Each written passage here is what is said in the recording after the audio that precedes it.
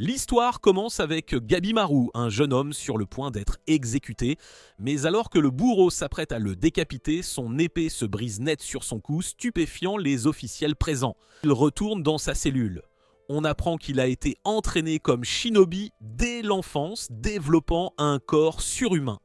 Sajiri, une femme, documente l'événement, notant que briser une lame avec sa chair est un jeu d'enfant pour un shinobi. Gabimaru confirme, ajoutant qu'un tel sabreur ne peut le blesser. Le lendemain, le seigneur ordonne de brûler Gabimaru sur le bûcher, mais même en flammes, il reste en vie, ce qui frustre énormément le seigneur. Gabimaru retourne indemne dans sa cellule, affirmant ne pas résister et qu'en fait, il désire ardemment qu'on mette fin à ses jours. Sajiri l'informe de son rôle de chroniqueuse. Gabimaru déclare ne pas connaître ses parents, mais avoir entendu dire qu'ils furent tués par le chef du village quand il était bébé. Il prétend n'avoir aucun rêve, les shinobi ne vivant que pour tuer sur ordre. On apprend qu'il fut capturé, trahi par ses pairs car il voulait quitter le village.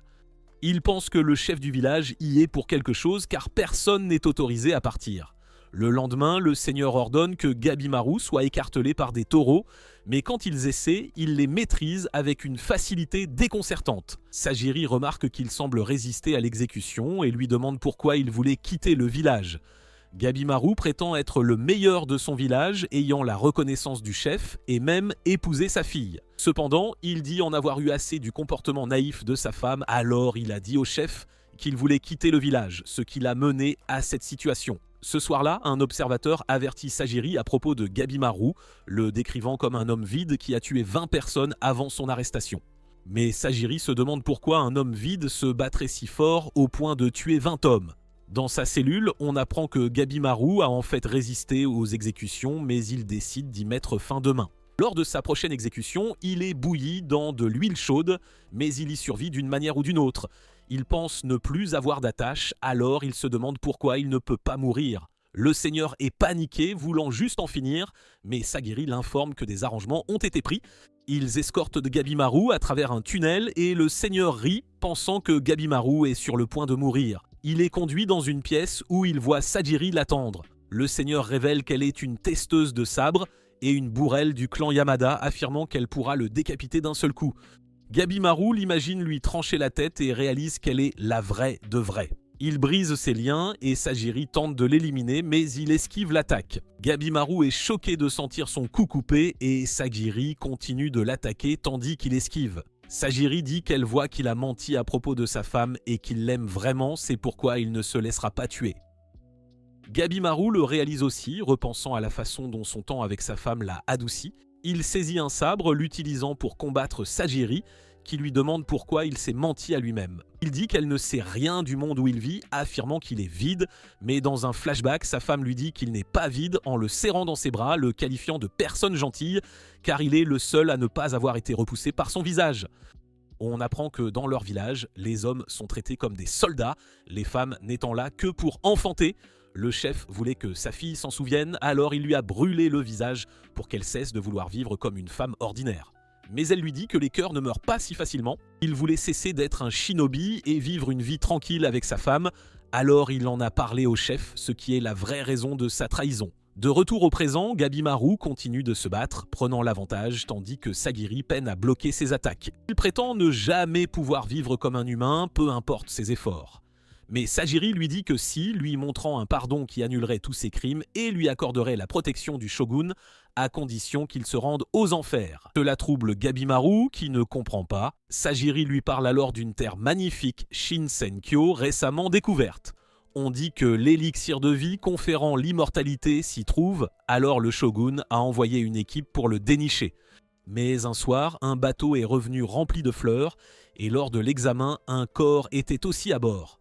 Le shogun, informé, ordonne à ses hommes de rassembler des criminels, les considérant comme jetables pour les envoyer sur l'île, ramener l'élixir de vie et les pardonner s'ils réussissent. Sajiri révèle qu'elle est là pour chercher des candidats potentiels, voyant Gabimaru comme un bon profil. Elle lui dit que sa femme l'attend au village et que le seul moyen de la retrouver est de rejoindre l'expédition. Le seigneur veut toujours la mort de Gabimaru et ordonne à ses hommes d'attaquer. Mais Gabimaru utilise son ninjutsu, libérant du feu de son corps, ce qui lui permet de vaincre tous les gardes présents dans la pièce. Le seigneur tombe à genoux alors que Gabimaru accepte de rejoindre l'expédition, déterminé à revenir vivant. Dans un flashback, Sajiri voit son père exécuter un homme si parfaitement que celui-ci n'a même pas réalisé qu'il avait été décapité. Sajiri s'est donné pour objectif de reproduire son geste. Quand vint le moment d'exécuter, elle réussit bien, mais elle imagine les personnes qu'elle a tuées la hanter. Un homme nommé Aizen observe qu'il y a du doute et de la peur dans son maniement du sabre, ce qui fait mourir les gens dans d'atroces souffrances. Il dit à Sajiri de regarder le reflet sur son sabre, affirmant que la vérité s'y reflète. De retour au présent, Sajiri bande les yeux de Gabimaru et le fait rejoindre les autres criminels, car on leur annonce que le shogun est assis devant eux. On leur ordonne à tous de se rendre à Shinsenkyo et de revenir avec l'élixir de vie, promettant le pardon au criminel qui réussira. L'orateur décrit l'île, mais les criminels l'interrompent, disant que ça ressemble à un conte de fées. Les criminels reçoivent l'ordre de retirer leur masque et ils voient un homme dont le corps est couvert de fleurs. On apprend que cet homme est revenu vivant de l'expédition, mais il avait des excroissances partout sur le corps qui ont commencé à fleurir le lendemain. Les criminels commencent à douter, ne voulant pas risquer leur vie dans l'expédition, mais un officiel leur rappelle qu'ils ont tous été condamnés à mort, donc aller sur l'île est considéré comme une offre généreuse. Un criminel nommé Norugai remarque qu'ils ne savent rien de l'île, se demandant si l'élixir s'y trouve vraiment. Un officiel leur dit qu'ils sont libres d'abandonner. L'un d'eux tente de partir, mais il est immédiatement exécuté. L'officiel révèle que le clan Yamada servira de surveillant sur l'île. S'ils tentent quoi que ce soit de drôle, ils seront tués sur le champ. Il avertit les criminels de ne rien tenter, ajoutant que si leur surveillant meurt pour une raison quelconque, ils seront aussi exécutés. Le shogun murmure quelque chose à l'oreille de l'officiel et celui-ci leur dit que leurs effectifs doivent être réduits avant d'aller sur l'île, car ils n'ont pas les ressources pour tous les accueillir. Les criminels sont confus, mais un homme nommé Shobei les traite d'idiots en étranglant un autre criminel. Il souligne que les officiels ne font rien, concluant qu'ils veulent qu'ils s'entretuent. Tous commencent à se battre, le shogun observe avec excitation, mais l'officiel pense que c'est une violence inutile. Le shogun s'enquiert des criminels aux compétences les plus exceptionnelles. L'officiel lui en parle, disant que le plus remarquable est Gabimaru. Mais quand il le regarde, personne ne l'attaque, pas même du bout du doigt. Aizen remarque que la violence submerge Sajiri, lui disant que ce sera encore plus brutal sur l'île. Il doute de ses capacités, pensant qu'elle n'est pas faite pour ce travail. Aizen lui dit qu'elle devrait vivre tranquillement dans son manoir, et Sajiri lui répond qu'elle l'aurait fait si elle le pouvait. Dans un flashback, on voit Sajiri fuir des brutes qui se moquent de sa famille, gagnant sa vie grâce aux morts. Mais un jour, elle prend un sabre et voit son reflet, lui permettant de voir les esprits qui le hantent. De retour au présent, certains criminels pensent à s'échapper, alors ils chargent Sajiri, la voyant comme une cible facile. Aizen se demande si elle peut les gérer, mais Sajiri a accepté son destin de bourrelle et elle les élimine tous sans effort. Mais elle recommence à se sentir hantée par ses victimes, les esprits disparaissent, alors que Gabimaru dit que tuer des gens n'est jamais acceptable. Gabimaru demande s'il y a une autre façon de choisir qui partira en expédition, car tout le monde ne veut pas s'entretuer. L'officiel le menace, lui disant de surveiller sa langue, et ordonne à un homme de l'attaquer. Il lance une pierre sur Gabimaru, mais celui-ci l'esquive facilement. Gabimaru veut discuter, mais le criminel refuse, ne lui laissant d'autre choix que de le tuer pour survivre. Il s'approche de l'homme, disant qu'il va être lourdement chargé, et commence à éliminer les autres criminels avec une telle brutalité que même le shogun est troublé. Sajiri regarde son reflet à travers son sabre et voit d'innombrables âmes autour de lui, mais elle ne semble pas le déranger. Sajiri réalise alors qu'elle n'a pas besoin de se débarrasser de sa peur et de son doute, mais de la force d'assumer le poids des vitades qu'elle a prises. Les officiels les arrêtent, leur disant qu'ils rejoindront l'expédition. On apprend que les 10 criminels choisis sont ceux aux compétences exceptionnelles. Ils montent à tous à bord d'un navire et nous voyons l'île alors qu'ils arrivent lentement. Gabimaru se souvient quand le chef du village fut transpercé par de multiples armes, mais ne tomba pas, prouvant son immortalité apparemment due à une médecine acquise d'une terre d'outre-mer. Ils arrivent à Shinsenkyo. Gabimaru dit à Sajiri que l'élixir de vie est réel, mais il n'est pas sûr qu'il le trouve sur cette île. Ils explorent l'île, Sajiri commentant sa beauté, mais Gabimaru trouve ça effrayant, disant qu'ils ne savent pas ce qui les attend. Ils brisent ses liens. Sajiri lui dit que ce n'est pas permis, mais Gabimaru lui répond de laisser couler, expliquant qu'ils n'ont qu'un étrange dessin comme indice et que leur nourriture ne tiendra que 3 jours. Cependant, Sajiri le menace de mort, lui ordonnant de se lier les mains, expliquant qu'elle n'est pas son amie, mais son bourreau. Il s'exécute donc à contre-cœur. Alors qu'il laisse Sajiri lui lier les mains, il est soudainement frappé par une gigantesque boule d'acier, le projetant au loin. La boule retourne à un criminel nommé Kyan qui pense s'être débarrassé de sa cible. Mais Gabimaru se relève, se craquant le cou, admettant qu'il s'est déboîté. Sajiri explique que Kain est un moine guerrier qui vole les armes de ses victimes. Mais Gabimaru fait remarquer que ses mains ne sont pas liées, alors Sajiri interroge Kisho, le bourreau de Kain, à ce sujet. Kisho dit qu'ils pourront se lier les mains au retour, disant à Sajiri qu'elle est la bourrelle la moins bien classée parce qu'elle est trop rigide. Kyan exhibe ses autres armes, voulant les tester sur Gabimaru. Gabimaru ne veut pas perdre de temps à se battre, disant que les autres prendront de l'avance. Mais Kain répond que sans piste, il préfère éliminer les autres criminels, puis prendre son temps pour chercher l'élixir. Gabimaru réalise qu'il n'a pas d'autre choix que de se battre. Kion le charge, mais Sajiri lui dit toujours de se lier les mains. Kion lui fracasse la tête, mais la masse se brise. Il sort d'autres armes pour attaquer Gabimaru, qui continue de se lier les mains tout en endurant les coups. Kion enfonce sa lance dans Gabimaru, qui vient de finir de se lier les mains. Il brise la lance, projetant Kion en l'air. Alors que ses armes tombent vers Gabimaru, il donne un coup de pied à l'une des lances et poignarde Kion à la poitrine. Sajiri pense que Gabimaru a gagné d'une seule attaque, mais Kain se relève, disant qu'ils ne font que commencer. Mais il est facilement vaincu par Gabimaru, qui utilise ses propres armes contre lui. Gabimaru veut continuer leur quête, tandis que Kisho décapite Kion et retourne au navire.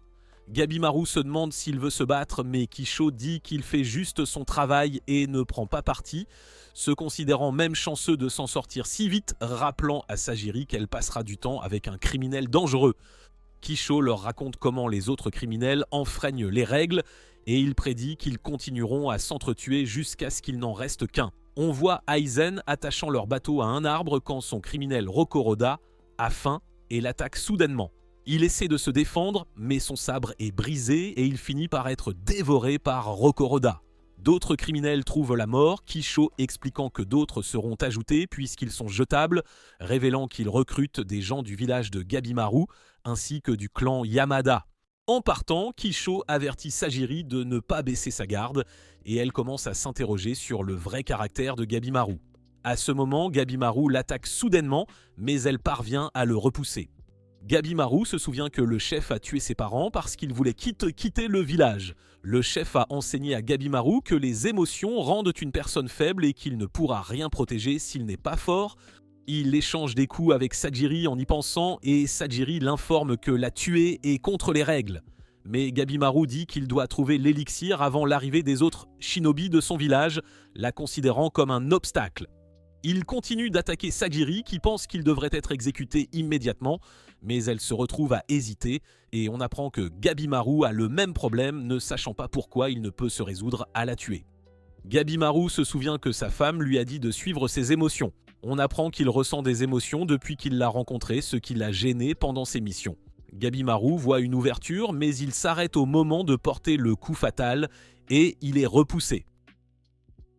Il y voit une faiblesse, pensant qu'il ne pourra pas survivre. Il poursuit son assaut, repensant au conseil du chef, redevenant vide.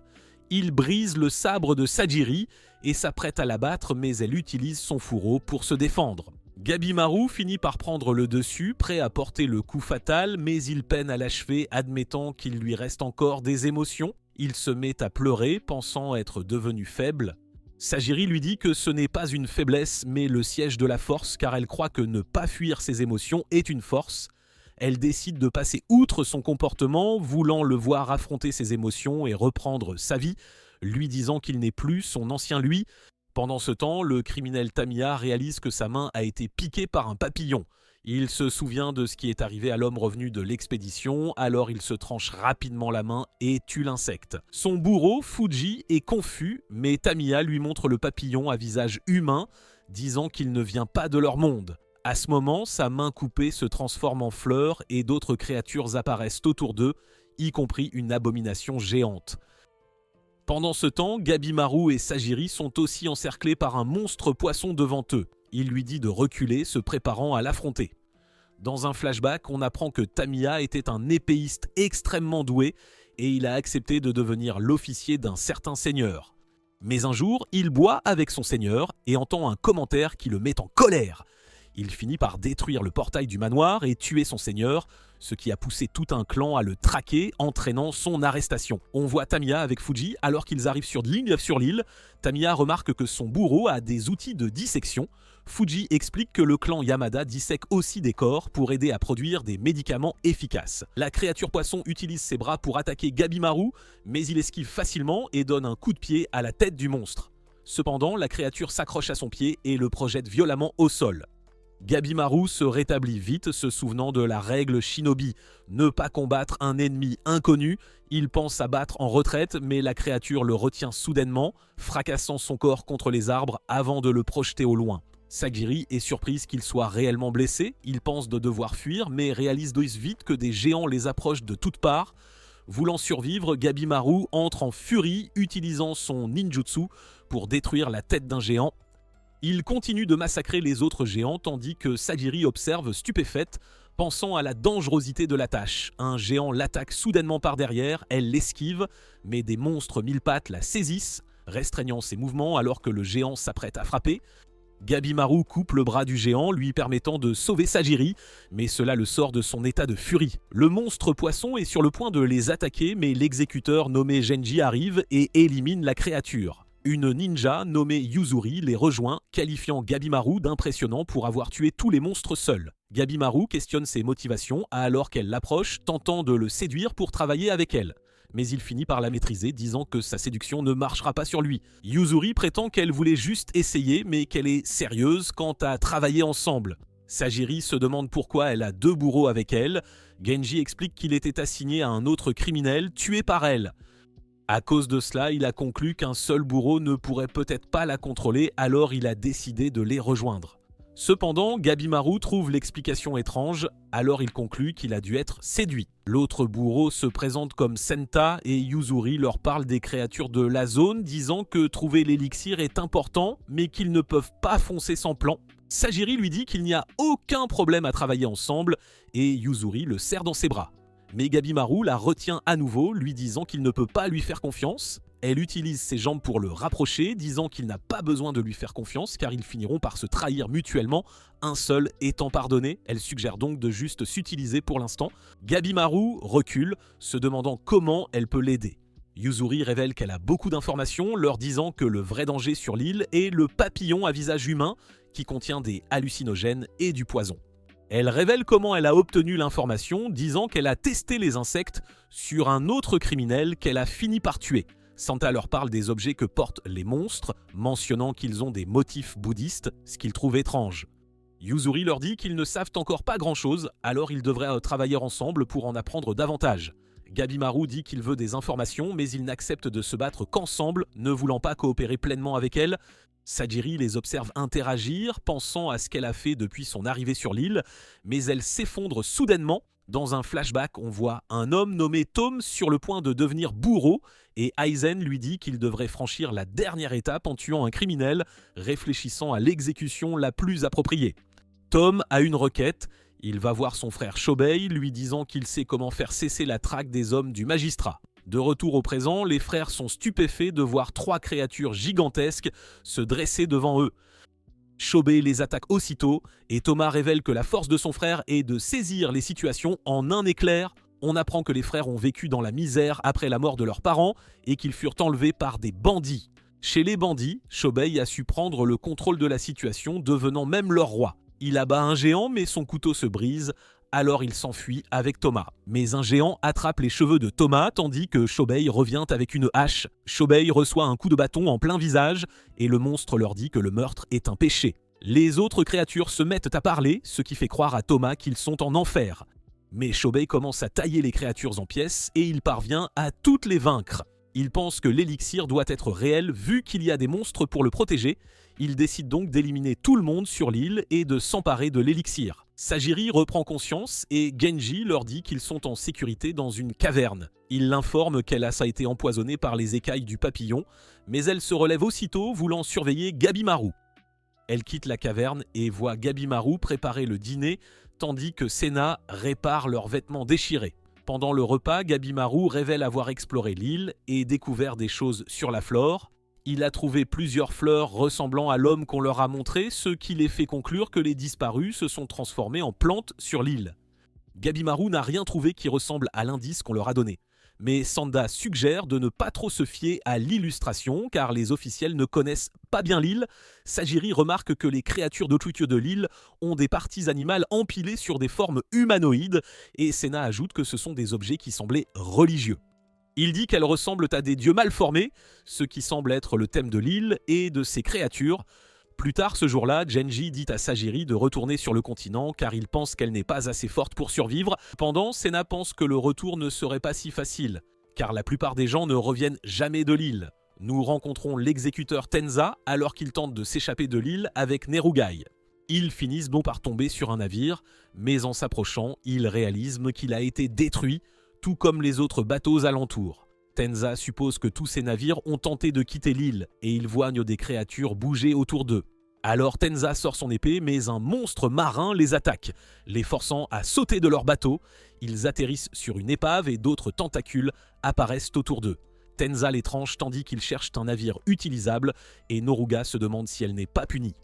Noruga se souvient avoir mené un groupe de samouraïs à son village qui a fini par être entièrement anéanti. Les hommes l'ont épargné, comptant l'utiliser pour trouver d'autres villages. Pendant qu'elle était enfermée, Tenza l'a trouvée, sachant qu'elle était innocente, et lui a montré l'offre de pardon. En courant, il tombe sur Kisho, qui se transforme en fleur. Tenza tente de lui parler, mais un tentacule le coupe en deux. Le corps de Kisho rappelle à Narugai son grand-père décédé. Alors elle tombe à genoux, disant à Tenza de s'échapper sans elle, se blâmant pour la mort de tous les habitants de son village. Tenza la défend des tentacules, lui demandant si elle veut mourir. Nerugai réalise qu'elle veut survivre, alors Tenza lui donne une épée. Ils combattent ensemble à travers les tentacules, ce qui leur permet d'atteindre un bateau qu'ils utilisent pour retourner sur l'île. Ils réalisent que que les courants les empêchent de s'échapper et des monstres marins semblent encercler l'île. Ils décident donc qu'ils devront rassembler des alliés pour le voyage de retour. Pendant ce temps, Jinji dit à Sajiri de rentrer chez elle, mais Sana pense qu'elle pourrait aider si Gabimaru doit être arrêté, disant qu'il semble avoir changé après avoir passé du temps avec elle. Ce soir-là, elle va voir Gabimaru, qui lui demande si elle se sent mieux car il sait que la blessure qu'il lui a infligée a accéléré l'action du poison des insectes. Il révèle comment Sajiri l'a calmée et Gabimaru affirme qu'elle est plus forte que lui, mais il ne sait pas comment le lui expliquer. Mais il lui dit que l'expérience peut l'aider à réaliser sa force. Le lendemain, Sajiri dit à Genji qu'elle ne partira pas, alors il sort son épée, essayant de l'effrayer, mais elle le désarme instantanément. Genji récupère son épée en la réprimandant, mais Rokoroda apparaît soudainement derrière lui et il est projeté au loin. Enfant, Rokoroda avait un appétit insatiable et adorait jouer avec les choses en utilisant ses mains. Cependant, il a fini par entrer dans une frénésie et a dévoré tous les habitants de son village. Rokoroda cible Sagiri, mais Gabimaru le repousse d'un coup de pied. Rokoroda se relève et Gabimaru le voit comme un homme dangereux, se demandant comment son coup de pied ne l'a pas blessé. Il se souvient avoir été entraîné à analyser les capacités de l'ennemi, alors il décide d'observer son adversaire avant d'agir. Rokoroda déracine un arbre et le lui lance, mais Gabimaru l'esquive. Il pense que Rokoroda est plus fort que lui, alors il demande l'aide de Yuzuri, mais elle lui rappelle qu'elle n'est responsable que de la collecte d'informations, tout en l'encourageant. Rokoroto le frappe sauvagement, mais il évite les attaques, pensant qu'il pourrait mourir en un seul coup. Gabimaru tente de lancer des rochers sur son ennemi, mais cela ne semble avoir aucun effet. Voyant cela, il sort sa ceinture, utilisant le ninjutsu pour la rendre dure comme l'acier, mais même cela s'avère inefficace. Il utilise ses autres techniques, mais rien ne fonctionne et il commence à se demander comment il peut éliminer son adversaire. Sajiri essaie de soigner les blessures de Genji, mais il lui dit d'arrêter, sachant qu'il ne peut pas être sauvé. Il lui dit de fuir, mais elle refuse de le quitter, lui disant de ne pas abandonner. Cela fait réaliser à Genji qu'elle a choisi sa voie, alors il lui donne son épée, expliquant que l'épée d'un guerrier est son âme. Il veut qu'elle tue Rokoroda car il commence à la considérer comme l'une des leurs. Gabimaru est à court d'options, pensant que la seule façon de le vaincre est d'utiliser sa technique de feu, mais il sait que le combat rapproché est trop dangereux. Mais le doigt de Rokorota est soudainement coupé alors que Sajiri rejoint le combat. Gabimaru trouve son timing impeccable et il sait qu'ils doivent le décapiter, mais il est trop grand, alors il dit à Sajiri de viser la jambe. Tandis que Gabimaru dévie l'attaque de Rokuroda, Sajiri frappe sa jambe, mais cela ne lui fait rien et elle recule alors qu'il la frappe. Sajiri réalise qu'elle a tout gâché parce qu'elle était trop agressive, alors elle lâche prise sur ses émotions. Rokorota frappe et Gabimaru parvient à esquiver son attaque, mais il réalise que sa jambe est foulée. Sajiri frappe le bras de Rokorota, mais cela ne fait rien et elle souligne qu'elle doit frapper les interstices entre ses liens pour porter un coup décisif. Il faut donc qu'il soit penché pour qu'elle puisse le décapiter. Rokuroda crie soudainement, poussant un hurlement puissant qui submerge leurs sens. Il frappe Gabimaru avant même qu'il ne puisse réagir, le projetant violemment au sol. Gabimaru survit à cette attaque, mais il tombe à genoux, crachant du sang. Rokuroda est sur le point de porter le coup de grâce, mais Sajiri s'interpose. À cet instant, elle atteint un état d'esprit serein, déviant facilement l'attaque, ce qui surprend tout le monde. Pendant qu'elle se bat, Sena révèle que Sajiri est l'exécutrice la moins bien classée car, en tant que femme, elle n'est pas apte à diriger leur clan. Cependant, en termes de pure compétence, les exécuteurs savent qu'elle est meilleure que la plupart d'entre eux. Rokuroda perd pied et Sajiri est sur le point de l'achever, mais il s'éloigne d'un bond. Gabimaru a une idée. Il utilise le ninjutsu de feu pour lancer des projectiles enflammés brûlant tout autour d'eux. Yuzuri s'enfuit, sachant que Gabimaru prévoit d'étouffer Rokuroda avec la fumée. Le plan fonctionne, Rokuroda tombe à genoux, luttant pour respirer, et Sajiri se prépare à porter le coup de grâce. Il tente de riposter, mais Gabimaru plaque sa main au sol et Sajiri parvient à l'exécuter. Cependant, le regard dans ses yeux fait réaliser à Sajiri qu'il menait une vie incomprise, ignorant sa propre force et qu'il avait accidentellement tué des gens alors qu'il voulait juste jouer avec eux. Gabimaru craint que les monstres ne soient attirés par le feu. Alors il quitte la zone, laissant derrière eux les restes de Genji. Ils se cachent tandis que des géants se dirigent vers l'endroit et Gabimaru suggère d'aller dans la direction d'où venaient les monstres, pensant que cela pourrait les mener à l'élixir. Ils rejoignent Yuzuri et Santa, et tous sont surpris de voir un village sur l'île.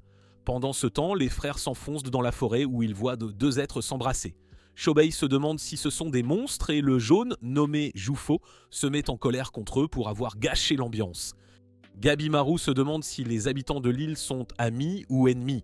Il voit une fille les espionner, alors il court après elle, il la rattrape, lui enlève sa capuche et il est surpris de voir que ce n'est qu'une enfant. Un monstre arbre le frappe soudainement et la fille continue de s'enfuir. Gabimaru la poursuit, pensant qu'elle sait quelque chose sur l'île.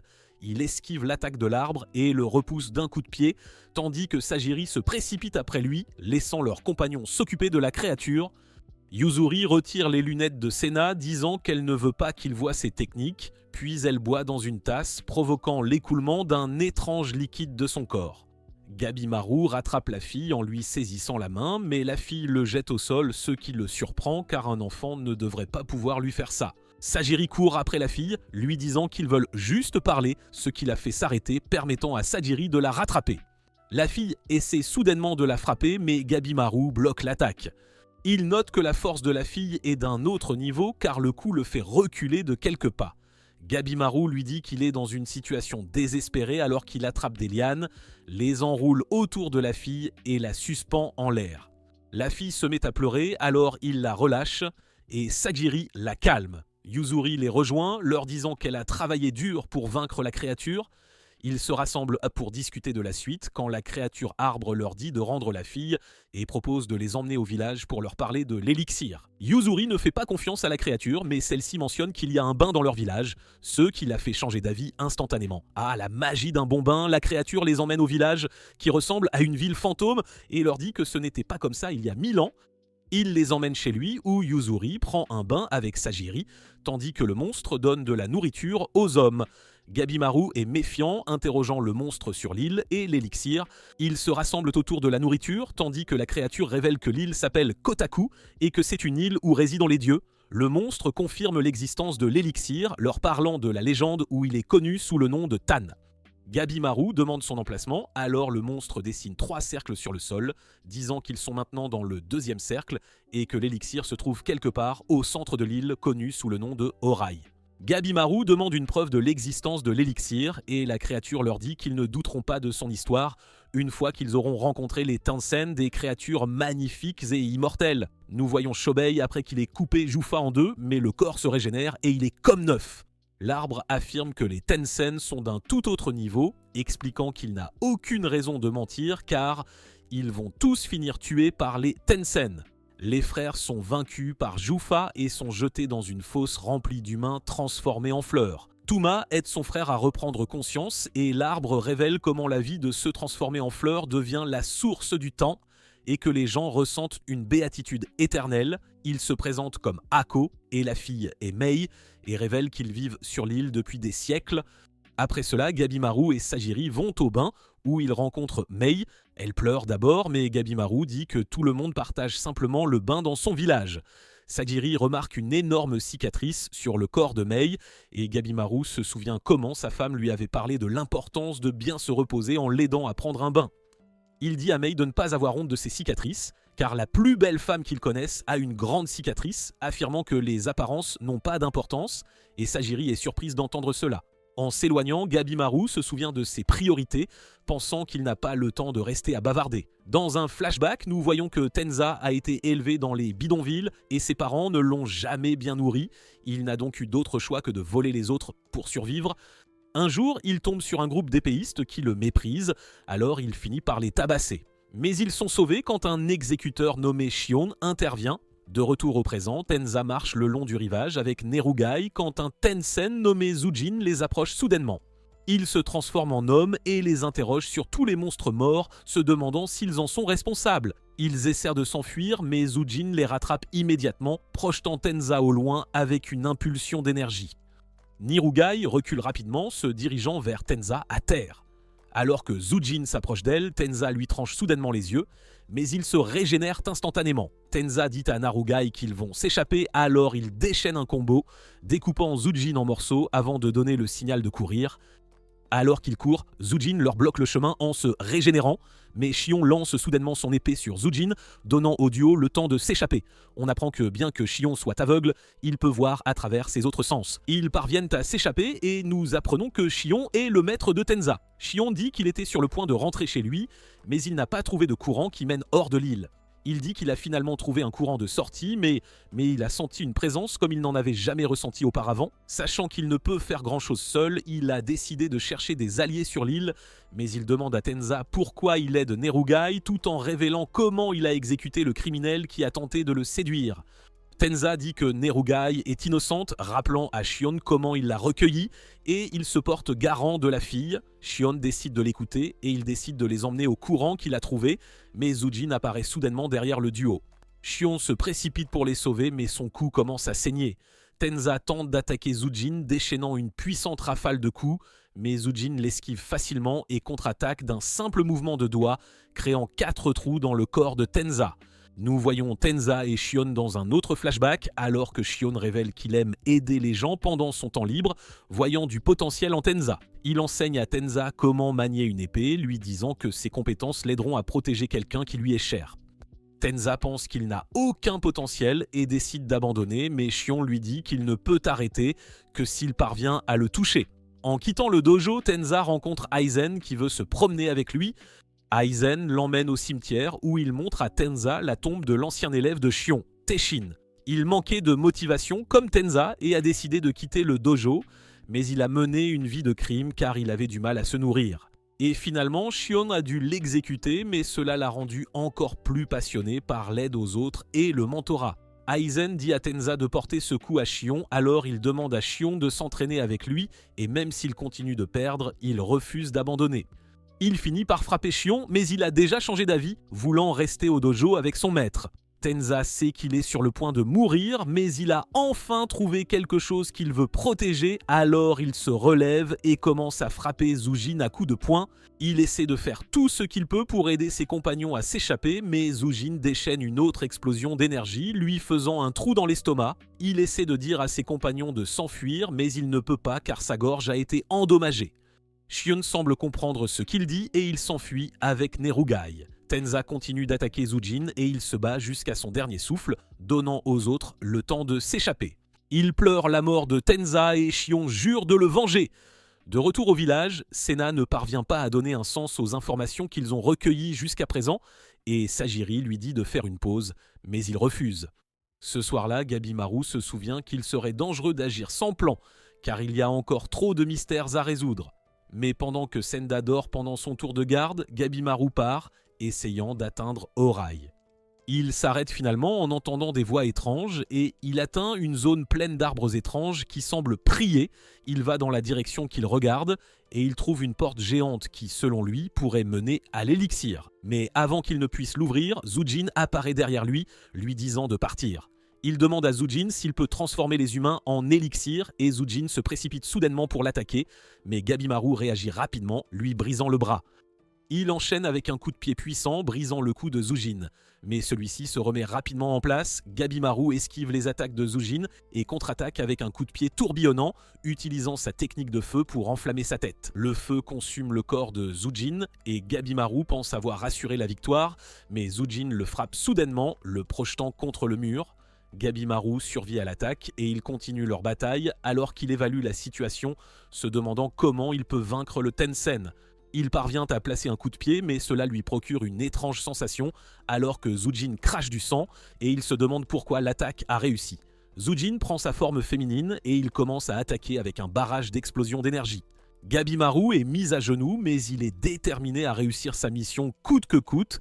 Alors il encaisse les coups en fonçant, ce qui lui permet de réduire la distance. Ils échangent des coups, aucun d'eux ne reculant, alors que Gabimaru prévoit de détruire Zujin plus vite qu'il ne peut guérir, et il parvient effectivement à maîtriser le Tensen, déchirant son corps. Zujin sourit alors que son corps se transforme soudainement en un monstre floral géant qui utilise un sort de foudre, détruisant la zone autour de lui. Gabimaru survit et il essaie de riposter, mais il n'est pas de taille face à la foudre de Zujin, et son corps atteint ses limites. Le monstre poursuit son assaut et il se réveille dans une pièce avec sa femme, pensant qu'il faisait juste un cauchemar, mais il réalise qu'il hallucine puisqu'il est sur le point de mourir. Le monstre le saisit et le serre à mort, mais il se souvient avoir été entraîné à infliger le plus de dégâts possible avant de mourir. Alors il déchaîne du feu de son corps, brûlant le bras du monstre avant de tomber au sol. Zujin se prépare à porter le coup de grâce, mais Mei apparaît et le protège avec un bouclier, l'aidant à s'échapper. Le lendemain matin, le groupe cherche Gabimaru et Mei. Ako révèle qu'il y a 7 Tensen et nous les voyons réunis en un seul endroit alors qu'ils discutent de la férocité des humains. Jufa reproche à Zujin d'avoir échoué à éliminer les humains, lui faisant exploser la tête tout en commentant l'apparence laide de Zujin, voyant qu'il a trop utilisé de taux, et se moque de lui pour avoir utilisé sa transformation contre un humain. Le souverain de Kotaku, Rien, arrête Jufa, lui disant qu'ils sont une famille et qu'il est le seul à pouvoir punir Zujin. Jufa raconte avoir jeté les 2 frères dans la fosse, pensant qu'ils s'étaient déjà transformés en fleurs. Mais Rian estime que ces humains sont différents de ceux qu'ils ont rencontrés jusqu'ici. Et surprise, les frères ont réussi à s'échapper de la fosse. Zujin prétend avoir tué Gabimaru. Il trinque tous, ce qui aide Zujin à retrouver sa forme humaine. La légende raconte qu'un ermite, maître de leur art, devint un dieu scindé en 7 entités, désormais appelées les Tensen. Ako raconte cette histoire à tous, affirmant l'avoir apprise enfant, quand il avait encore une apparence humaine. Il révèle que tous les habitants de l'île étaient des humains à la longue vie. Mais malgré leur longévité, ils se sont mis à se transformer en arbres, perdant peu à peu toute conscience. Mais avant de tout perdre, ils se sont rassemblés en un lieu précis pour s'assurer que leurs âmes atteindraient Horai après la mort. C'est pourquoi on trouvait des arbres en prière près d'Horai. Il ajoute que Horai est le repos éternel des âmes, mais les Tensen choisissent qui y entre. Pendant ce temps, Gabimaru reprend conscience, se remémorant sa rencontre avec Zujin, persuadé qu'il doit y avoir un moyen de vaincre les Tensen. Il réalise que ce ne sont pas des dieux, donc ils peuvent être tués, mais il lui faut un plan car il ne peut pas y arriver seul. Fuji et Tamiya arrivent soudainement, Tamiya commentant son état, se demandant si son heure est venue. Il se jauge, prêt à en découdre. Mais Fuji dit à Tamiya qu'il devrait plutôt se concentrer sur la collecte d'informations. Il sort son épée, voulant des réponses de Gabimaru, mais sans le tuer, bien sûr. Mais Gabimaru s'incline devant eux, proposant de travailler ensemble. Tamiya le teste en menaçant de le frapper. Gabimaru ne bouge pas, prouvant qu'il ne cherche pas à les berner. Fuji lui demande pourquoi. Gabimaru leur parle des Tensen et ils sont sidérés d'apprendre l'existence de créatures si puissantes. Fuji ne lui fait pas confiance, mais Tamiya le rejoint, désireux de combattre les Tensen, révélant qu'il n'est même pas intéressé par le pardon. On apprend que Tamiya veut entrer dans l'histoire en battant les Tensen, tandis que Fuji, lui, veut disséquer leur reste. Ils décident de collaborer. Gabimaru est sur le point de leur donner plus d'infos quand Mei se réveille.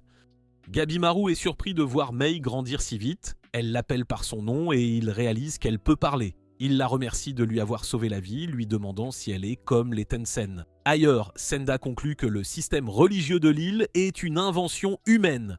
Il pense que le créateur de l'île voulait juste que les humains transformés en fleurs reviennent et il y voit un indice pour trouver l'élixir et s'échapper. Mais leur parle du To, le pouvoir des Tensen, mais elle ne peut donner qu'une explication vague car elle n'est pas encore habituée à parler.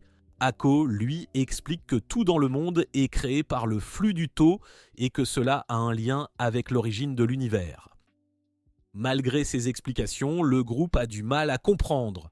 Nerugai tente d'embusquer Shion, mais il la désarme et lui fait rengainer son épée, affirmant qu'il ne lui apprendra jamais à s'en servir. Elle l'implore de lui enseigner, ne voulant plus voir ses proches mourir. En l'entendant, Shion lui explique que tout dans le monde produit des ondes uniques et c'est ce qu'il utilise pour percevoir son environnement. Il poursuit en expliquant que l'utilisation des ondes améliore aussi les capacités physiques, un peu comme Aku décrit les bienfaits de la maîtrise du To.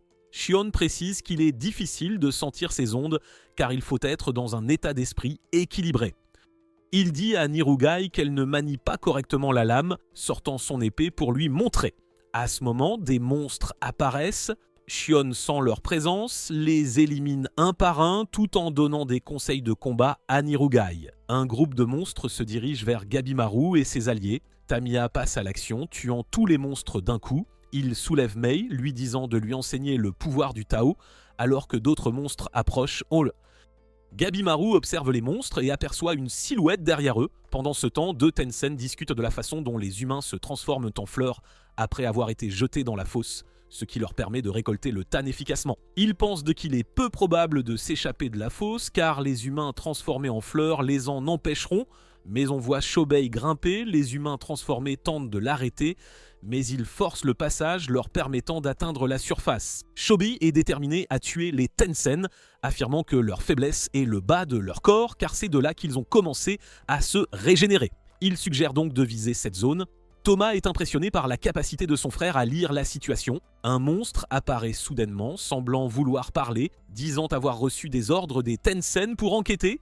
Il se présente comme un Doshi, ajoutant que ses collègues surveillent les autres humains sur l'île. Il explique que les Doshi sont le bras droit des Tensen car ils sont capables de raisonner. Le Doshi veut que les frères retournent dans la fosse. Shobei tente de le frapper mais il esquive et le frappe au visage. Mais Shobei tient bon, saisit le bras du Doshi et avec sa force brute, le lui arrache. Le bras repousse et le Doshi invoque des monstres pour s'occuper d'eux. Thomas s'occupe rapidement des monstres, tandis que Shobei poursuit son combat avec le Doshi. Celui-ci sent son Tao quand il attaque et commente que les attaques de quelqu'un qui ne peut pas utiliser le Tao sont triviales, car il peut instantanément se régénérer. Il perçoit une perturbation dans le Tao de Shobei, un angle mort. Shobei est lacéré et tombe. Le Doshi commente la fragilité des humains et prévoit de le ramener dans la fosse. Mais Shobei lui transperce soudain le visage d'un coup de poing et se relève. Le Doshi se demande comment Shobei a pu se régénérer, pensant qu'il a fusionné avec les plantes dans la fosse. Shobei mentionne avoir senti quelque chose du Doshi et il spécule que c'est la clé pour vaincre les Tensen. Le Doshi attaque avec l'intention de tuer, mais Shobei bloque. L'impact lui brise les bras, mais ils se remettent vite en place. Ils continuent d'échanger des coups. Shobei parvient à repousser le monstre qui remarque que son Tao ne cesse de croître. Shobei ne sait pas ce qui lui arrive. Le monstre suggère qu'il se transforme en quelque chose de non humain, mais il ne s'en soucie pas, affirmant que rien dans ce monde ne reste jamais pareil. On apprend que lorsque les frères furent capturés par les bandits, ces derniers n'étaient pas convaincus que les garçons pouvaient les rejoindre, à cause de leur éducation privilégiée. Mais Shobei s'est coupé un œil pour les persuader et c'est ainsi qu'il fut accepté dans leur groupe. Shobei charge le Doshi, endurant les décharges d'énergie. Il parvient à le frapper au nombril, ce qui le fait cracher du sang, confirmant que le nombril est bien son point faible. Le Doshi recule, lançant une décharge d'énergie, mais Shobei l'esquive. Il mentionne qu'il peut maintenant voir l'énergie autour de son corps, ce qui effraie le doshi. Il appelle les monstres à l'aide, mais Thomas les a déjà vaincus. Le monstre rassemble l'énergie du Tao avec sa main, mais Shobei lui écrase la main et reproduit la technique, l'utilisant pour percer un trou dans l'estomac du doshi. Il sent le Tao du doshi, réalise qu'il est à l'agonie et commence à poser des questions sur les Tensen. À ce moment, Thomas s'inquiète, remarquant des marques sur le corps de Shobei qui ressemblent à des lianes et semblent grandir. On apprend que la cicatrice sur le corps de Mei est similaire. Tamiya essaie d'apprendre le Tao en combattant, demandant conseil à Mei, mais elle lui dit qu'il s'y prend mal. Ils observent Gabimaru se battre, mais Mei remarque qu'il ne comprend pas non plus. Fuji voit Mei comme un mystère, se demandant qui elle est. Gabimaru se souvient comment la fille a utilisé son pouvoir pour le sauver.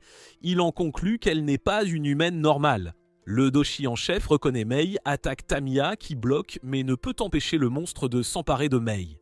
Le doshi dit qu'il l'a cherchée, révélant qu'elle a été bannie du palais et qu'elle a disparu d'Orai. Il leur était interdit de la chercher, mais le monstre est ravi de tomber sur elle. Gabimaru demande ce qui se passe. Le doshi dit qu'elle n'a pas sa place parmi les humains, révélant qu'elle se nourrit d'eux, tout comme les Tensen. Le monstre implore Mei de retourner à Orai, mais Mei regarde Gabimaru avec tristesse. Alors il va vers elle, lui disant qu'il ne veut pas qu'elle pleure. Le collègue du doshi apparaît. Ensemble, ils invoquent des 1000 pattes et des papillons. Tamiya tente d'attaquer, mais il est immédiatement stoppé par une attaque de Tao. Le doshi les agresse, mais ils sont tous repoussés. Gabimaru se demande pourquoi ils veulent de Mei. Le doshi explique qu'elle les aide dans leur entraînement au Tao. Il révèle qu'il y a 5 étapes pour maîtriser le Tao et la plus importante nécessite un partenaire, car elle exige que les participants fassent l'amour. Le doshi explique que toute chose possède les énergies yin et yang et que les deux circulent lorsqu'un homme et une femme s'unissent. Les doshi la veulent parce qu'elle possède la plus haute qualité d'énergie yin qui peut être mise en circulation avec leur énergie yang. Ils révèlent aussi que Mei a les mêmes origines que les Tensen, mais qu'elle est inférieure car, contrairement à eux, elle ne possède que l'énergie yin. C'est la même raison pour laquelle elle a été bannie du palais, la laissant comme partenaire d'entraînement pour les doshi. Ils demandent à Mei de revenir, mais Gabimaru, enragé, refuse de la leur laisser. Les doshi se transforment, un peu comme Zujin s'est métamorphosé en monstre floral. Tamiya lutte contre le monstre papillon, tandis que Gabimaru utilise sa technique de feu pour détruire le bras de son adversaire. Le monstre lance un barrage d'attaque de Tao que Gabimaru esquive, même s'il ne peut pas voir. Les deux guerriers reculent, poursuivis par les papillons. Mais Gabimaru utilise une technique de souffle de feu pour créer un mur de flammes. Il remarque qu'il peut maintenant sentir le Tao vaguement, mais il veut le détecter plus précisément. À ce moment, Fuji leur dit qu'il a déchiffré les mots de Mei. Leur esprit doit être à la fois fort et faible pour voir le Tao. Mei touche les mains de Gabimaru, l'aidant à sentir son propre Tao, tandis que Fuji explique que le Tao exige un état d'esprit spécifique et il dit à Gabimaru d'affaiblir son esprit. Cela le trouble d'abord, mais il se souvient du moment partagé avec Sagiri et commence à saisir le concept. Il se prépare à affronter les monstres, tandis que Mei commente que le Tao de Gabimaru est énorme. Le doshi l'attaque avec des décharges de Tao, mais il les voit clairement arriver, esquivant toutes les attaques et il fonce vers le monstre. Alors que Gabimaru réduit la distance, le doshi tente de le frapper, mais il l'évite, notant qu'il peut maintenant prédire les attaques en sentant le mouvement du Tao de l'adversaire. Le monstre enchaîne, mais Gabimaru touche juste son poing, brisant son bras, et il assène un coup de pied aux deux monstres. Tamiya ne veut pas être éclipsé, alors il charge le monstre 1000 pattes, le coupant en deux, pendant que Gabimaru brûle le doshi papillon. Pendant ce temps, les autres parviennent à ouvrir la porte géante, leur permettant d'entrer à Orai. Mais un Tensen nommé Mudan décapite soudainement Ako. Le Tensen leur dit qu'ils sont les premiers humains à atteindre cet endroit. Yuzuri, effrayé, tente de fuir, mais Mudan la saisit instantanément, affirmant qu'il veut juste parler. Ako dit que Mudan est un Tensen et celui-ci révèle avoir accéléré la transformation de Ako, qui perdra bientôt conscience. Ako veut que son âme soit invitée à Orai, mais Mudan lui dit que leur religion n'était qu'un mensonge inventé pour maintenir l'ordre sur l'île. Il ajoute que l'île est un lieu d'expériences humaines, leur montrant les Kyoshi, des créatures du bateau qu'il a fabriquées à partir d'humains. Mudan dit qu'il n'y a pas d'élixir sur l'île et révèle que si un humain consomme du tan, il se transformera en arbre comme Ako et les autres villageois. Il leur dit que leur voyage est terminé, leur intimant de le suivre. Mais Yuzuri utilise son jutsu de substitution, l'attaquant par derrière et lui coupant la tête. Il s'enfuit, pensant la menace écartée, mais il se régénère vite, ordonnant au Kyoshi d'attaquer Yuzuri qui parvient à esquiver. On apprend que Yuzuri connaît quelque chose de similaire au Tao appelé Shi, mais elle ne le maîtrise pas encore. Mudan l'invite à être sa partenaire d'entraînement au Tao, alors qu'il utilise une attaque de Tao pour projeter Sagiri au loin. Alors qu'il explique sa technique à Yuzuri, Senda le découpe. Yuzuri boit un certain liquide, provoquant l'écoulement de fluide de son corps. Elle révèle que son ninjutsu lui permet de sécréter les liquides qu'elle avale, et il s'agit de poison de serpent. Elle utilise sa capacité pour lier Mudan, le poison brûlant sa peau, avant qu'elle ne le découpe en morceaux. Mais Mudan se régénère et commande ses capacités, y voyant une application du taux, mais il dit qu'elle a encore une marge de progression. Senda et Yuzuri le frappent, mais il esquive nonchalamment leurs attaques avant de saisir la jambe de Yuzuri et de repousser Senda. Ako parle à Sagiri de la faiblesse des Tansen pendant que Mudan fait la leçon à Yuzuri sur le Tao, mais Sagiri les interrompt soudainement, le forçant à s'éloigner d'un bond. Mudan remarque que Sagiri a une quantité moyenne de Tao, pensant qu'elle ne peut rien faire, mais elle lance son épée vers son nombril et le transperce. On apprend que la source du Tao est située au nombril, servant ainsi de faiblesse aux Tansen. Cependant, Mudan n'est pas affecté, disant que Sagiri n'a pas maîtrisé le Tao. Mais Sagiri reste calme et dégage soudainement de l'énergie Tao, lançant une entaille qui égratigne le visage de Mudan. La blessure ne se régénère pas et on apprend que Sagiri a pu sentir le Tao depuis le début. Mudan se prépare à frapper Sagiri, mais Yuzuri le retient et Sagiri s'apprête à l'abattre. Il projette Sagiri au loin, ordonnant au Kyoshi de s'occuper de Yuzuri, mais Senda en fait rapidement son affaire. Sagiri continue de poursuivre Mudan, mais il esquive sans cesse. Alors ses alliés lui coupent les membres, lui offrant une ouverture. Cependant, Mudan s'envole et les bombarde d'attaques de Tao. Alors que Sagiri se met à couvert, elle réalise que son corps atteint ses limites, mais Yuzuri lui dit de ne pas abandonner, affirmant qu'elle peut tuer le Tansen. Yuzuri enroule du poison de serpent autour de la jambe de Mudan, mais il la bombarde d'attaques de Tao qu'elle endure, avant de le projeter au sol. Mudan se relève, mais Senda le poignarde par derrière, restreignant ses mouvements tandis que Sagiri s'apprête à porter le coup fatal. Elle tranche son nombril, le faisant tomber au sol.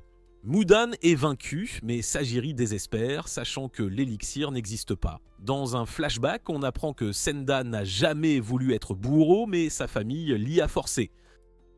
Il a étudié la religion pour rationaliser le fait de tuer des gens, ce pourquoi il était loué lui permettant de monter en grade. Mais depuis qu'il a rencontré Yuzuri, il est devenu jaloux de sa liberté et a commencé à l'admirer. De retour au présent, Gabimaru se tient au-dessus des restes du Doshi. Pensant qu'il doit encore maîtriser l'usage du Tao, il demande à Mei pourquoi elle l'a suivi, mais du sang coule soudainement de son nez alors qu'il s'effondre. Yuzuri remarque d'étranges fleurs dans leur zone. Alors qu'elle les montre du doigt, elle l'attaque soudainement. Mais Senda la protège et il commence à rêver de peindre Yuzuri alors qu'il entre dans la béatitude éternelle. L'attaque le transforme instantanément en fleur, un énorme monstre floral apparaît devant eux et Mudan se révèle être toujours en vie, subissant sa transformation.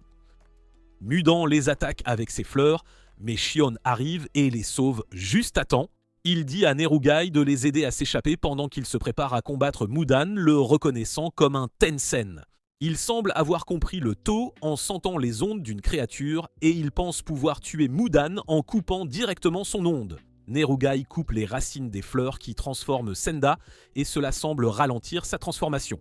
Sagiri se demande ce qu'ils peuvent faire pour lui et Yuzuri décide d'essayer de le soigner. Pendant ce temps, Shion combat Mudan et il parvient même à le repousser. Yuzuri est surprise de sa force et Sagiri voit que Mudan ne peut pas guérir des attaques de Shion. Mais Shion a subi des dégâts dans l'échange et des fleurs commencent à pousser sur son corps. Il coupe instantanément toutes les fleurs, mais Sagiri pense qu'il perd trop de sang. Sagiri veut l'aider, alors Nerugai suggère qu'ils attaquent tous ensemble, mais Yuzuri affirme qu'elle n'a plus d'énergie. Nerugai la serre soudainement dans ses bras, puis elle serre aussi Sagiri, et elle se demande ce qu'elle fait. Nerugai dit qu'elle le faisait à son grand-père pour lui donner de l'énergie, et elle l'a aussi essayé sur Shion, ce qui a semblé l'aider à récupérer. Sagiri pense que cela a un lien avec le Tao, mais elles vont vite aider Shion. Sagiri lui parle du point faible au nombril, mais Shion note que Mudan a 2 nombrils et qu'une simple égratignure de son attaque serait fatale. Sajiri révèle qu'elles se sont couvertes du mucus de Yuzuri, ce qui devrait empêcher les égratignures et la pousse des fleurs. Elle prévoit donc de lui servir de leurre. Mudan apparaît derrière Nerugai et Sajiri la protège, coupant les lianes de Mudan. Shion est impressionné par sa capacité à sentir les ondes et elle est capable de l'utiliser pour prédire les attaques. Shion se prépare à attaquer, mais Mudan commence à le bombarder d'attaques énergétiques. Sajiri et Nerugai coupent certaines de ses lianes et Shion en profite pour couper une des jambes de Mudan. La régénération de Mudan ralentit et Sajiri pense qu'il pourrait Tama gagner, mais elle atteint ses limites. Mudan se relève, déchaînant son énergie sur eux tous, mais Shion continue de charger, se souvenant comment il a été forcé de laisser Tenza mourir. Il refuse de fuir à nouveau. Sajiri et Nerugai parviennent à immobiliser les mains de Mudan. Shion rassemble toute sa puissance dans sa lame, mais au moment de frapper, il se demande si le nombril est vraiment sa faiblesse, car il ne sent aucune onde provenant de cette zone. Le temps presse, mais Senda lui dit soudain que la faiblesse est le centre de la fleur, car c'est là que se trouvent tous les nutriments. Shion le tranche, lui permettant de vaincre Mudan juste à temps. Sajiri se précipite pour vérifier l'état de Senda, mais Yuzuri dit qu'il n'a plus beaucoup de temps. Elle révèle qu'il ne lui reste qu'une seule dose d'elle-même, mais elle pense qu'elle serait mieux utilisée sur Shion. Sajiri ne veut pas l'accepter, mais Yuzuri dit qu'elle n'est qu'une réaliste, disant à Senda qu'il ne s'en sortira pas. Elle lui dit d'être fidèle à lui-même dans ses derniers instants, et Senda s'imagine dans les bras de celle qu'il admirait. Après cela, il se demande quoi faire. Sajiri refuse de perdre d'autres personnes, ne les voyant plus comme des criminels et des bourreaux, mais elle décide de faire tout ce qu'elle peut pour qu'ils puissent tous revenir vivants. Pendant ce temps, Gabimaru se réveille immédiatement sur les nerfs, Tamiya lui dit de se détendre et Gabimaru se demande où ils sont. Fuji révèle qu'ils ont trouvé une grotte à mi-chemin de la vallée et il semble que Gabimaru ait perdu la mémoire. Le groupe de Sajiri continue d'avancer et ils sont surpris de voir de nombreuses statues et temples. Ils décident de se reposer dans l'un des bâtiments et Yuzuri leur trouve des vêtements de rechange. Shion passe en revue les informations qu'ils ont recueillies jusqu'à présent. Il fait remarquer que le tau est un pouvoir que chacun possède et le maîtriser permettra d'atteindre des capacités surhumaines. Mais il faut l'utiliser avec prudence car le tau est la vie même et en abuser pourrait causer des changements physiques ou mentaux, affecter la mémoire et la conscience. Et dans le pire des cas, l'abus mènera probablement à la mort. Yuzuri se demande ce qu'il devrait faire puisque l'élixir de vie n'existe pas et que le shogun ne l'acceptera pas. Mais Sajiri leur raconte que Gabimaru lui a dit qu'il existe car le chef de son village était immortel. Cependant, Yuzuri pense que ce n'était peut-être qu'une illusion car les shinobi les utilisent souvent pour endoctriner et contrôler les enfants dès leur plus jeune âge, affirmant qu'ils ont fait la même chose dans son village. Yuzuri trouve aussi l'histoire de la femme de Gabimaru étrange car les shinobi ne sont que des pions. Elle pense que sa femme pourrait même ne pas exister et qu'elle aurait pu être une autre illusion du chef utilisée pour le motiver. On voit Gabimaru qui a complètement perdu la mémoire, ne se souvenant que d'être Gabimaru le creux. Il joue le jeu avec les 3 autres pour obtenir des informations sur l'endroit où il se trouve. Mei lui demande s'il va bien, il répond que oui, mais elle sent une perturbation dans son tau. Sajiri monte la garde la nuit et Shion la rejoint. Elle pense à toutes les personnes qu'ils ont perdues et s'inquiète pour Gabimaru. Shion se demande si elle l'aime, mais Sajiri trouve cela trop triste qu'il s'efforce tant de retrouver sa femme alors qu'elle pourrait ne même pas exister. Même s'il est un tueur, elle ne pense pas que ce soit une mauvaise personne, alors elle espère qu'il pourra la retrouver. On voit des fonctionnaires parler à l'exécuteur Jiga, le seul à être revenu de l'île, et il leur raconte comment les criminels et les exécuteurs ont été envoyés chercher l'élixir de vie. Il explique comment Shobei a tué le criminel qu'il gardait, mais on voit qu'il était content d'avoir une excuse pour rentrer tôt. Mais les courants l'ont ramené à terre et il ne sait pas comment il a survécu, disant aux fonctionnaires de rester loin de l'île, car elle n'est pas de ce monde. Il fait remarquer que seuls des crétins essaieraient de l'explorer, mais il s'énerve en entendant cela, pensant qu'il les a indirectement insultés. Un autre exécuteur nommé Shu s'excuse pour son comportement, et comme ils connaissent sa redoutable réputation, ils laissent bon passer.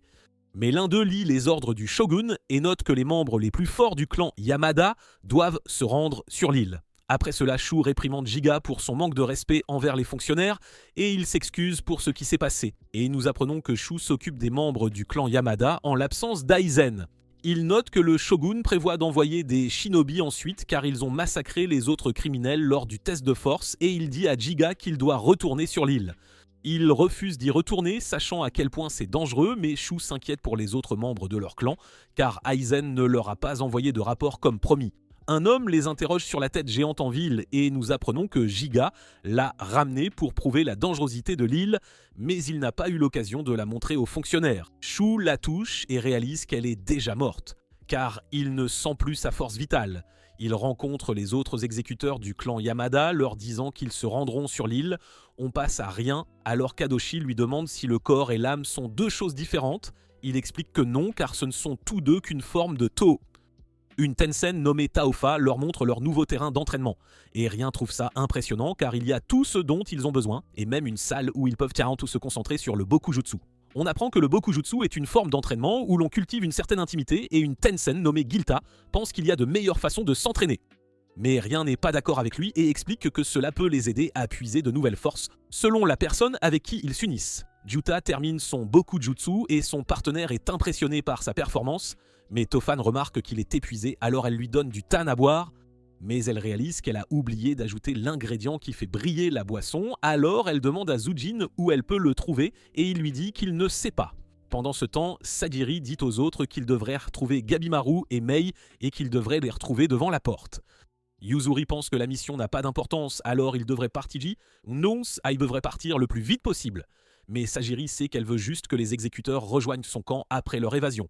Elle admet que c'est vrai, mais Sajiri lui dit qu'elle veut aussi quitter l'île avec tout le monde et note qu'elle respecte la façon de penser de Yuzuri, mais elle n'est pas sûre que Gabimaru y arrive. Yuzuri remarque qu'elle a vu un mur détruit près de la porte et pense qu'il en est au responsable, alors elle croit qu'il est déjà là, mais elle demande à Sajiri ce qu'elle fera de sa femme après l'avoir rencontrée. On voit Gabimaru avec les autres, et on apprend qu'ils sont en route pour le château, mais il ne sait pas quoi faire, car ses souvenirs ne sont toujours pas revenus. Il tombe sur Shobei qui attaque soudainement Gabimaru et tout le monde se prépare à se joindre au combat, mais Gabimaru lui saute dessus et lui brise le cou. Il note que le combat était ennuyeux, mais Shobei le jette soudainement au sol et Fuji réalise que le coup de Shobei a guéri. Gabimaru lance une pierre pour le distraire et lui crève un œil, alors Shobei le repousse d'un coup de pied. Mais il réalise que Gabimaru lui a attrapé la jambe et alors que Gabimaru continue de l'affronter, il crée une ouverture et lui mord le cou. Fuji note qu'il se bat comme une bête, mais Shobei récupère immédiatement et brise le sol avec sa jambe. Il dit à Gabimaru qu'il est faible et commence à le tabasser, tandis que Tamiya remarque qu'il s'est affaibli après avoir été assommé. Mei réalise que son Tao est étrange et explique qu'il n'est plus aussi puissant qu'avant, car il lui manque quelque chose d'important. Il griffe le visage de Shobei, mais celui-ci se régénère immédiatement et dit à Toma de s'occuper des autres. Alors il se précipite vers eux et pense que Tamiya est la cible la plus facile, puisqu'il n'a qu'un bras. Mais Tamiya l'arrête et le projette au sol, lui disant qu'il n'a pas besoin de tirer son épée pour le vaincre. Thomas charge à nouveau, mais Tamiya le frappe et cloue son épée au sol, lui disant qu'il a du talent, mais que ses capacités sont encore insuffisantes. Tamiya le tabasse et pense qu'il a laissé Shobei faire tout le boulot, le considérant comme un parfait débutant, un vrai bleu. Mais il explique qu'il fera tout ce que Shobei lui dira de faire et note qu'il déteste les gens qui forment de grands groupes, révélant que tous les bandits étaient comme des pions pour lui. Il se relève et Tamiya remarque que sa prise s'est améliorée, mais il ordonne aux Doshi d'attaquer Mei et Fuji. Alors il se précipite vers eux et Fuji dit à Mei de rester en arrière pendant qu'il s'en occupe. Shobei repousse Gabimaru et pense avoir l'avantage car il peut lire ses mouvements. Il frappe la tête de Gabimaru, mais celui-ci s'enveloppe soudainement de flammes, se souvenant comment le chef lui a appris à infliger le plus de dégâts possible avant de mourir. Il brûle Shobei avec son ninjutsu et le met à terre, et il craint que ce ne soit la fin pour lui, car il ne peut pas se régénérer assez vite. Mais il pense à Toma et décide de tout donner, disant qu'il est prêt à tout sacrifier pour son frère. On voit que Fuji a vaincu le Doshi, mais Shobei se transforme et repousse Gabimaru, qui note qu'il sent son corps se briser. Il domine Gabimaru qui utilise son ninjutsu pour tout brûler autour de lui, mais Shobei survit à l'attaque. Il commence à perdre le contrôle et Gabimaru peine à esquiver ses attaques, tandis que Tamiya se demande pourquoi il n'utilise pas son Tao. Mei explique qu'il a oublié comment l'utiliser. Gabimaru sait qu'il ne peut pas gagner, mais il pense que peu importe s'il meurt, car un autre shinobi le remplacera. Il est prêt à sacrifier sa vie pour vaincre Shobei, et il entend soudain la voix de sa femme, mais il devient fou furieux et se précipite. Fuji note qu'ils ont tous deux perdu le contrôle et Toma réalise que Shobei a décidé de tout donner parce qu'il se bat pour le protéger. Gabimaru évite ses tentacules et la vision de Shobei s'obscurcit alors qu'il continue d'attaquer. Mais il entend soudain Toma l'appeler et réalise qu'il a blessé son frère. Toma pleure en s'excusant d'être un fardeau et supplie Shobei de se réveiller, pensant qu'il est devenu un monstre parce qu'il se bat toujours seul. Il reprend enfin le contrôle, mais Gabimaru réalise que c'est sa chance de les achever et se prépare à les brûler avec son ninjutsu. Mei pense qu'il mourra s'il continue de se battre, alors elle ouvre le sol et Gabimaru lance une pierre vers Shobei qui utilise son tentacule pour sauver Toma et promet de revenir le chercher. Il tombe dans l'abîme et Mei s'effondre d'épuisement, mais tout le monde est surpris de la voir grandir à nouveau. On passe à Sagiri et aux autres alors qu'ils voient d'étranges statues dans le château et Shion note qu'il entend quelque chose devant eux. Il se dirige vers la porte où il rencontre le groupe de Gabimaru et Ako réalise que Mei a utilisé ses pouvoirs, leur demandant s'ils ont traversé la vallée. Tamiya note qu'ils ont tué tous les monstres sur leur chemin et Sako n'arrive pas à croire qu'ils aient même vaincu Hadoshi car il n'a jamais vu personne faire ça en 1000 ans. Il réalise que ses compagnons sont incroyables et pense qu'ils pourraient changer l'île car ils sont assez forts pour vaincre les Tensens. Fuji visite la tombe de Sena où il pleure en se souvenant des moments passés avec lui et Shion réalise qu'il ne reste que 8 explorateurs. Il note qu'ils devraient sans quitter le château le plus vite possible, mais Sagiri fait remarquer que Mei et Gabimaru ont encore besoin de récupérer et Tamiya pense qu'il devrait tuer Toma car il pourrait les trahir. Mais Sagiri l'arrête car elle ne veut pas voir Toma mourir et elle note qu'il ne devrait pas le tuer à moins qu'il ne tente quoi que ce soit. Elle se prépare à combattre Tamiya, mais Yuzuri les interrompt et note que Gabimaru est au bord de la mort, alors Sagiri pense qu'il devrait en soigner ses blessures. Shion remarque qu'il a consommé son énergie Tao et Fuji explique qu'il a essayé de soigner les blessures de Gabimaru, mais il ne peut toujours pas récupérer car son noyau est endommagé. Il veut savoir ce qui se passe car il ne fait pas confiance à ses compagnons et Sagiri lui demande s'il va bien, mais il lui dit de le laisser tranquille. Shion lui dit qu'il mourra s'il ne fait pas attention, mais il pense que ça va, alors elle réalise qu'il n'agit pas comme d'habitude. Les autres la protègent alors qu'il essaie de l'attaquer, mais elle sait que l'anomalie dans son Tao a brouillé ses souvenirs, et Shion réalise que son âme est épuisée. Elle sait que c'est parce qu'il n'a jamais cessé de se battre, et il pense à la tuer alors qu'elle s'approche. Mais elle explique qu'elle peut le soigner avec son Tao et lui dit de ne pas s'inquiéter, car elle est une alliée importante. Il ne lui fait toujours pas confiance, alors elle se met en colère et le met à terre, lui disant qu'elle est plus qu'une simple alliée importante car ils ont un lien spécial. Il essaie de la repousser, mais elle s'accroche à ses bras et Tamiya se demande s'ils font du Bokujutsu. Alors Mei explique que ce n'est pas le cas, mais note que le processus est similaire car leur Tao circule par le toucher et Shion sait que ça marche car leur Tao est compatible. Gabimaru réalise que sa force est revenue et Sagiri lui rappelle sa femme lui disant qu'ils doivent travailler ensemble pour s'échapper de l'île. Le groupe se dirige vers une grotte mais Shion dit à tout le monde qu'ils ne devraient pas baisser leur garde car les Tensen peuvent toujours les trouver. Tamiya n'a pas peur d'eux mais Yuzuri sait que c'est parce qu'il ne les a jamais combattus auparavant et elle lui dit à quel point ils sont puissants. Shion demande à Gabimaru s'il les a déjà combattus et il note qu'il en a rencontré un à la porte, alors tout le monde réalise que ses souvenirs sont revenus. Il s'excuse pour les problèmes qu'il a causés et note qu'il a appris à ne pas abuser de son Tao, disant à tout le monde qu'il veut revoir sa femme. Yuzuri lui dit que le chef a utilisé une illusion pour le tromper et elle pense que sa femme n'existe pas vraiment, mais il note que son objectif n'a pas changé car il croit toujours que sa femme est réelle. Il explique qu'il ne peut pas le prouver, mais il se souvient encore de tout à son sujet, alors il est convaincu qu'elle n'est pas une illusion. Il dit à tout le monde qu'il veut la revoir, mais Yuzuri se demande pourquoi il a partagé sa faiblesse, car les shinobi sont censés garder ça secret. Mais Shion pense que sa femme est la source de sa force, car son Tao a grandi quand il a parlé d'elle.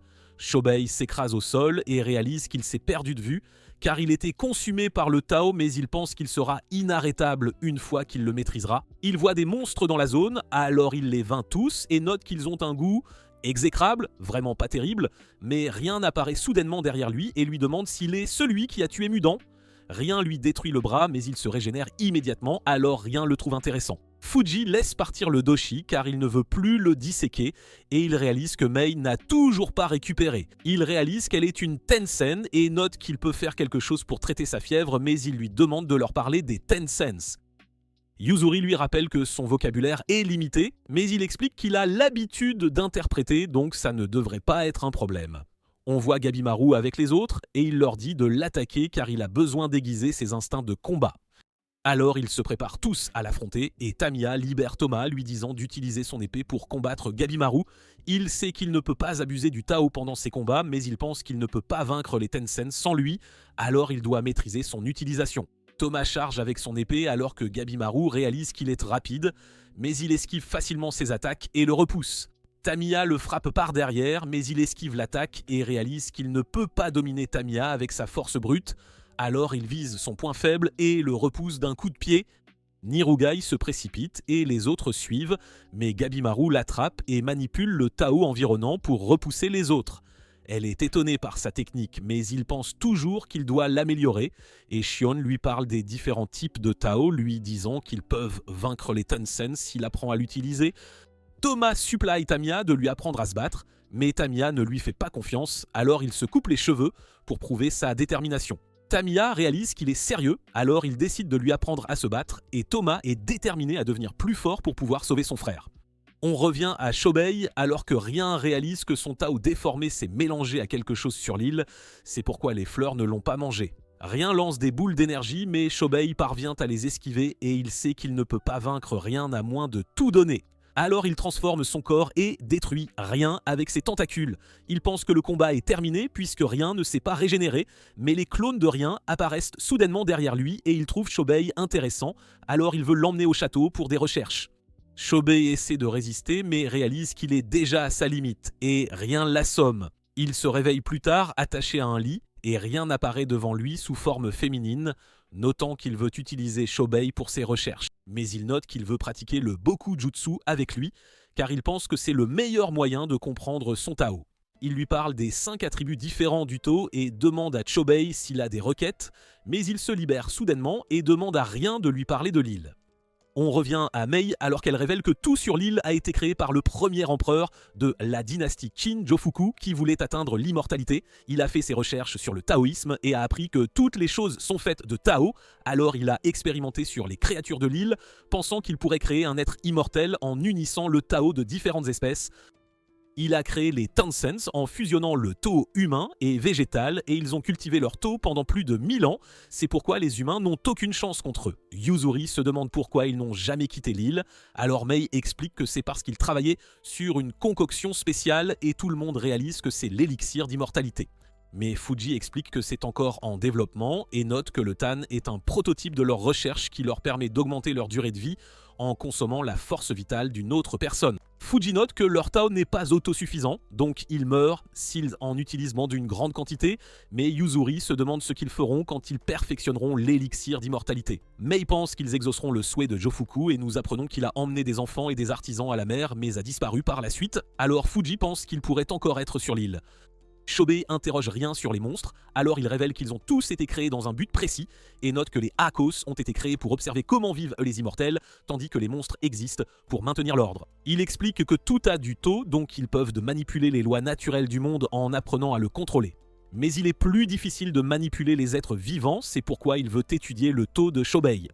Il demande à Rien s'il compte transformer tout le monde sur l'île en Tan, mais il révèle qu'il ciblera le continent après avoir trouvé le Tan parfait et invite Shobei à les rejoindre. Il sait qu'il ne peut pas vaincre Rien et il accepte de faire du Bokujutsu avec lui afin de s'adapter et de devenir plus fort. On revient à Mei alors que tout le monde réalise que son bras est devenu du bois et elle révèle que son corps n'est pas parfait, alors elle se transforme en arbre quand elle utilise le Tao. Elle ajoute qu'ils ne peuvent pas utiliser la circulation pour soigner son Tao puisque Rien a endommagé son noyau et elle révèle qu'ils étaient les premiers élèves de Jofuku. Mais Rien n'a tué des gens pour l'élixir et elle n'était pas d'accord avec ses méthodes, alors il l'a torturée et l'a utilisée comme partenaire d'entraînement des Doshis. C'est pourquoi elle s'est enfuie de Horai. Tout le monde réalise qu'elle est sur le point de se transformer en arbre, alors Ako lui dit de consommer son Tao, lui disant que ça n'a pas d'importance puisque son temps est compté. Il explique qu'il veut expier ses péchés, car il a vu sa fille en elle, alors il l'a fait rester au village, même s'il savait qu'elle voulait quitter l'île. Il lui dit de lui pardonner car il l'a utilisée pour surmonter la mort de sa fille, et il veut qu'elle absorbe sa force vitale afin qu'il puisse se racheter. Elle lui dit qu'elle a apprécié chaque instant passé avec lui, car ils étaient comme une vraie famille, et elle pleure en consommant sa force vitale. Après cela, Tamiya est tout triste de la revoir en petite fille, et tout le monde le trouve un peu pathétique, avouons-le, mais elle sent soudain Shu approcher de l'île. Nous apprenons que le shogunat a de grandes attentes pour le groupe de Shu, puisque 50 shinobi ont été envoyés pour escorter les membres d'élite du clan Yamada, mais leur manager Yoki pense qu'il n'y a aucune raison d'envoyer autant de guerriers sur l'île. Il demande à Shu pourquoi 2 de ses exécuteurs ne sont pas classés. Alors il explique que le jeune Kiyomaru n'a pas reçu de rang à cause de son âge, mais qu'il est l'un des meilleurs épéistes du clan Yamada. L'autre exécuteur, Isuzu, n'a pas non plus reçu de rang, parce que c'est une femme, figurez-vous, mais Shu assure à Yoki qu'elle est une combattante redoutable. Kiyomaru propose de démontrer ses compétences, car il sait que tout le monde le sous-estime, et il coupe le masque d'un ninja, mais il se demande pourquoi les shinobi n'ont même pas bougé d'un cil. Isuzu lui dit d'arrêter d'être impoli, et ils rangent tous les deux leur épée, mais Yoki se demande s'ils vont s'en sortir. Le chef des shinobi leur dit de ne pas s'inquiéter, expliquant que les Yamada sont leurs maîtres et qu'ils sont prêts à jeter leur vie par la fenêtre pour prouver leur loyauté. Kiyomaru lui demande de prouver sa loyauté, il charge alors un autre shinobi, Shija, de tout gérer, puis il entonne un chant avant de se donner la mort. Shija constate qu'ils n'ont pas de volonté propre, ce qui permet aux Yamada de leur faire confiance et de les utiliser comme de simples outils, mais Kiyomaru, lui, avoue qu'il ne saisira jamais la psyché des ninjas. On découvre que le chef a enjoint les shinobis à se joindre à la mission, son but étant de se débarrasser de Gobimaru, et il leur intime de consacrer leur existence à cette tâche. Shu, lui, ne leur accorde toujours aucune confiance, les considérant comme de vulgaires criminels. Il insiste donc pour que seul le bourreau recherche l'élixir et ordonne à Kiyomaru d'éliminer tous les malfrats présents sur l'île. Il débarque sur l'île et Shu aperçoit un monstre. Il demande à Isuzu de garder son épée car il refuse d'utiliser le présent que lui a fait le shogun. D'un coup, il lui fait exploser la tête et tous sont sidérés par sa puissance, mais un groupe de monstres l'assaille et il leur règle leur compte en un clin d'œil. Il récupère son épée des mains d'Isuzu, lui assurant qu'elle n'a pas à souiller sa lame car il va s'occuper de tout, absolument tout. Shion comprend que le groupe de Shu est enfin là, mais Gabimaru se demande s'il sera un allié. Sajiri, elle, est persuadée qu'il leur prêtera main forte, rappelant à Gabimaru qu'il est le plus redoutable du clan Yamada. Shion révèle qu'ils se sont entraînés côte à côte, il sait donc que Shu maîtrise également le Tao. Sajiri, de son côté, souligne qu'il jouit d'une réputation pour le moins effrayante. Shi explique qu'à l'époque, quand le chef d'un clan Yakuza fut capturé, les autorités peinaient à lui arracher la moindre information. Alors Shu a froidement exécuté ses subordonnés sous ses yeux pour le forcer à parler, puis il a massacré les 20 membres de son clan. Le shogun, enchanté par cette nouvelle, a offert à Shu une épée et un uniforme spéciaux, le récompensant ainsi d'avoir éradiqué ce clan Yakuza. Sajiri confie qu'elle avait un faible pour lui quand elle était enfant, et c'est grâce à lui qu'elle a un rang au sein du clan Yamada, car il a supplié un officiel de reconnaître ses compétences. Elle est convaincue qu'il les aidera car il a bon cœur, mais Shion n'est pas du tout d'accord. Il explique qu'ils se sont lourdement trompés car il a exécuté bien plus que 20 membres du clan Yakuza. Shion révèle qu'il a assassiné plus d'une centaine de personnes, expliquant qu'il n'a épargné ni les nourrissons ni les vieillards, car il craignait qu'ils ne reprennent l'affaire. Shion avoue apprécier Shu, mais il doute fort que ce dernier collabore avec eux, car il voit les criminels comme de la vermine, ni plus ni moins. Shu découvre les restes d'Aizen et se remémore comment ce dernier l'a recueilli pour en faire un bourreau après que ses parents aient été lâchement assassinés par des criminels. Il constate que les meurtriers courent toujours et jure de les exécuter dès qu'il en aura l'opportunité. Il précise qu'il leur tranchera la tête avec sa lame afin qu'ils connaissent une mort des plus atroces. Aizen lui rétorque que c'est peine perdue et lui enseigne l'art du maniement de l'épée, lui promettant d'aiguiser sa lame à chaque fois qu'il l'abîmera. Retour au présent, elle pleure la mort d'Aizen tandis qu'il s'affaire à enterrer ses dépouilles.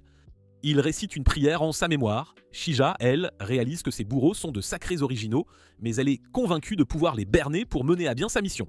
Soudain, un géant s'empare d'un ninja et Hadoshi appelle les autres colosses, leur ordonnant de capturer absolument tout le monde. L'un d'eux projette un filet sur Shu, mais Kiyomaru et Isuzu interviennent pour le protéger. Isuzu dévie l'attaque d'un géant et lui tranche la jambe, tandis que Kiyomaru l'achève sans pitié, mais à peine ont-ils fini qu'ils réalisent, horrifiés, qu'ils sont complètement encerclés. Shija ordonne aux shinobi d'éliminer un géant. Ils unissent leurs forces pour le terrasser. Shija sait pertinemment qu'ils sont moins puissants que les bourreaux, mais elle est consciente que même Gabimaru ne pourrait les vaincre s'ils s'en traitent ainsi. Shu achève sa prière, mais un géant fonce soudainement sur lui. D'un coup sec, il le découpe en 1000 morceaux, le fil de son épée se brise et il jure de tuer ces monstres de la manière la plus atroce qui soit. Mais le doshi, loin d'être intimidé, se prépare à l'affronter de pied ferme. Mais Shu le terrasse sans difficulté et nous constatons que les géants ont tous été éradiqués. Shu commence alors à l'interroger, lui demandant des informations sur ses alliés. Shiga, lui, pense qu'il devrait simplement rentrer chez eux, mais Shu s'emporte, lui reprochant de n'avoir même pas dégainé son épée. Isuzu intervient alors pour calmer Shu. Il s'excuse d'avoir été si impoli envers son supérieur, mais il explique qu'ils doivent absolument éliminer tous les monstres de l'île. Il veut qu'ils souffrent pour s'être frottés au Yamada. On passe à Fuji qui constate qu'ils ne peuvent pas identifier les nouveaux arrivants. Shion lui suggère de se diviser en 2 groupes. Il précise qu'un groupe ira chercher l'élixir, tandis que l'autre sécurisera une voie de repli. Gabimaru rappelle que Mei leur a dit qu'ils passeraient de toute façon par Oraï. Shion expose à tous les attributs du Tao, expliquant que chacun possède des affinités et des faiblesses, et il est convaincu que cela les aidera à vaincre les Tenzin. Mais Yuzuri estime que ce n'est pas suffisant, car rien ne garantit leur survie s'ils se rendent à Oraï. Il lui donne raison, car ils ignorent encore tant de choses, ce qui rend toute prédiction impossible quant à ce qui pourrait advenir. Il offre à chacun la possibilité de se désister, mais tous décident de s'en tenir à son plan, conscients qu'ils doivent collaborer pour s'échapper de cette île. Ils débattent de leur stratégie et Fuji fait remarquer que Oraï est une citadelle colossale inspirée d'un palais impérial chinois.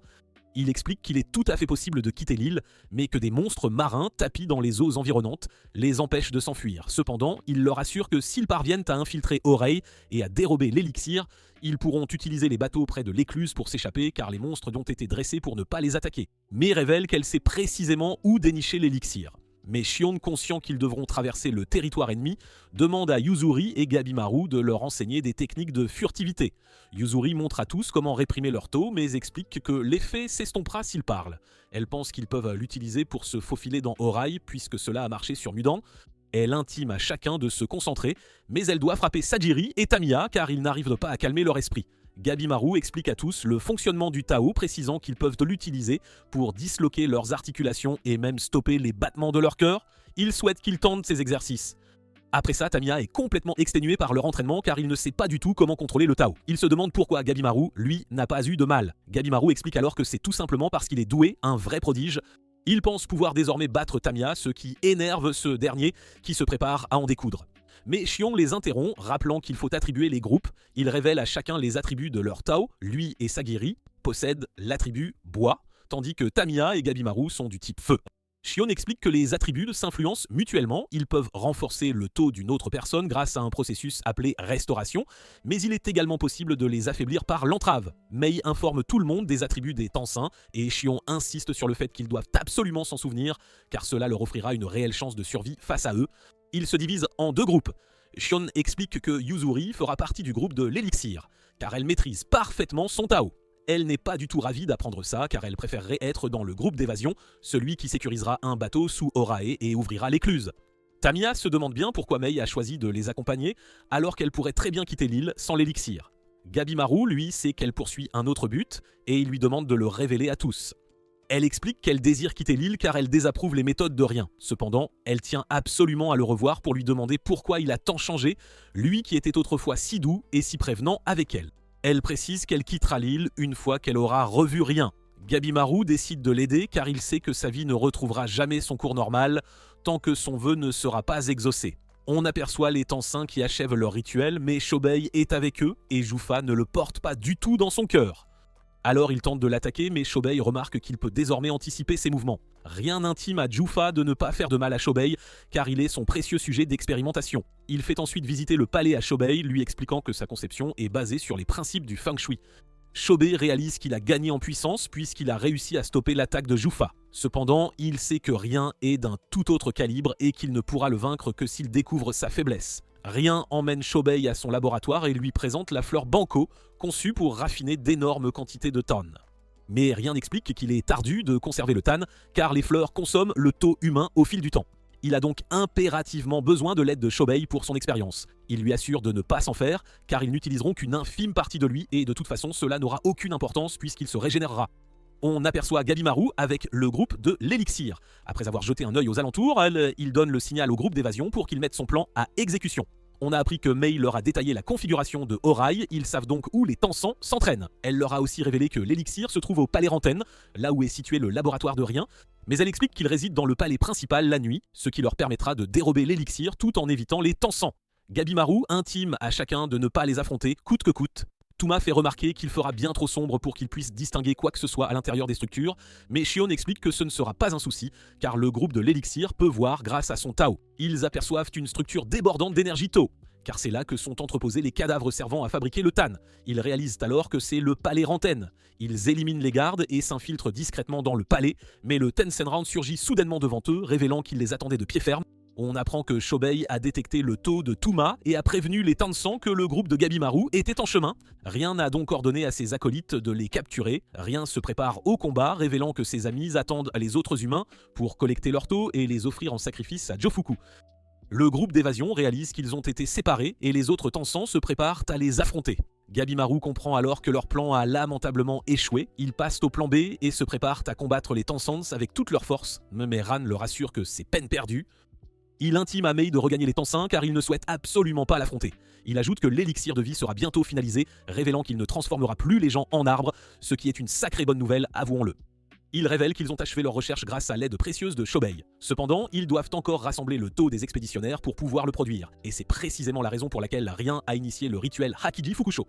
Il est persuadé qu'elle et Rien finiront par trouver un terrain d'entente. Elle admet que les Tansans lui manquent, mais elle précise qu'elle n'est venue que pour leur faire ses adieux, car sa décision de quitter l'île est prise et irrévocable.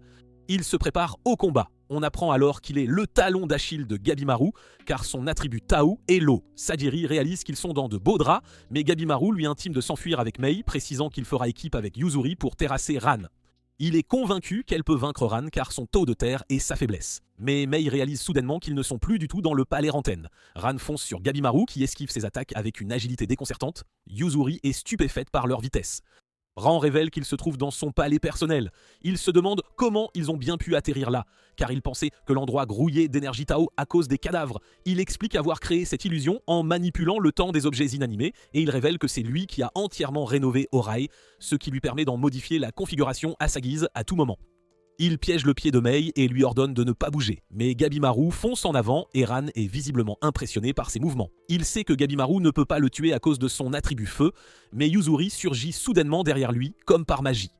Elle lance son kunai imprégné de Tao pour l'attaquer, mais cela n'a absolument aucun effet. D'un coup de pied, il les repousse sans effort. Il révèle qu'il a étiré son Tao au maximum et l'a condensé pour le rendre aussi résistant que possible. Gabimaru réalise alors que son corps est entièrement recouvert d'une armure de Tao. Il explique que les attaques coordonnées ne serviront à rien contre lui, car son armure ne présente aucune faille. Gabimaru fonce, mais Ran piège sa jambe habilement. Ils commencent à se battre sur un pilier. Il esquive les attaques de Ran, mais le pilier cède et il chute lourdement. Il projette des rochers pour attaquer Ran, mais ce dernier les renvoie d'un coup de pied.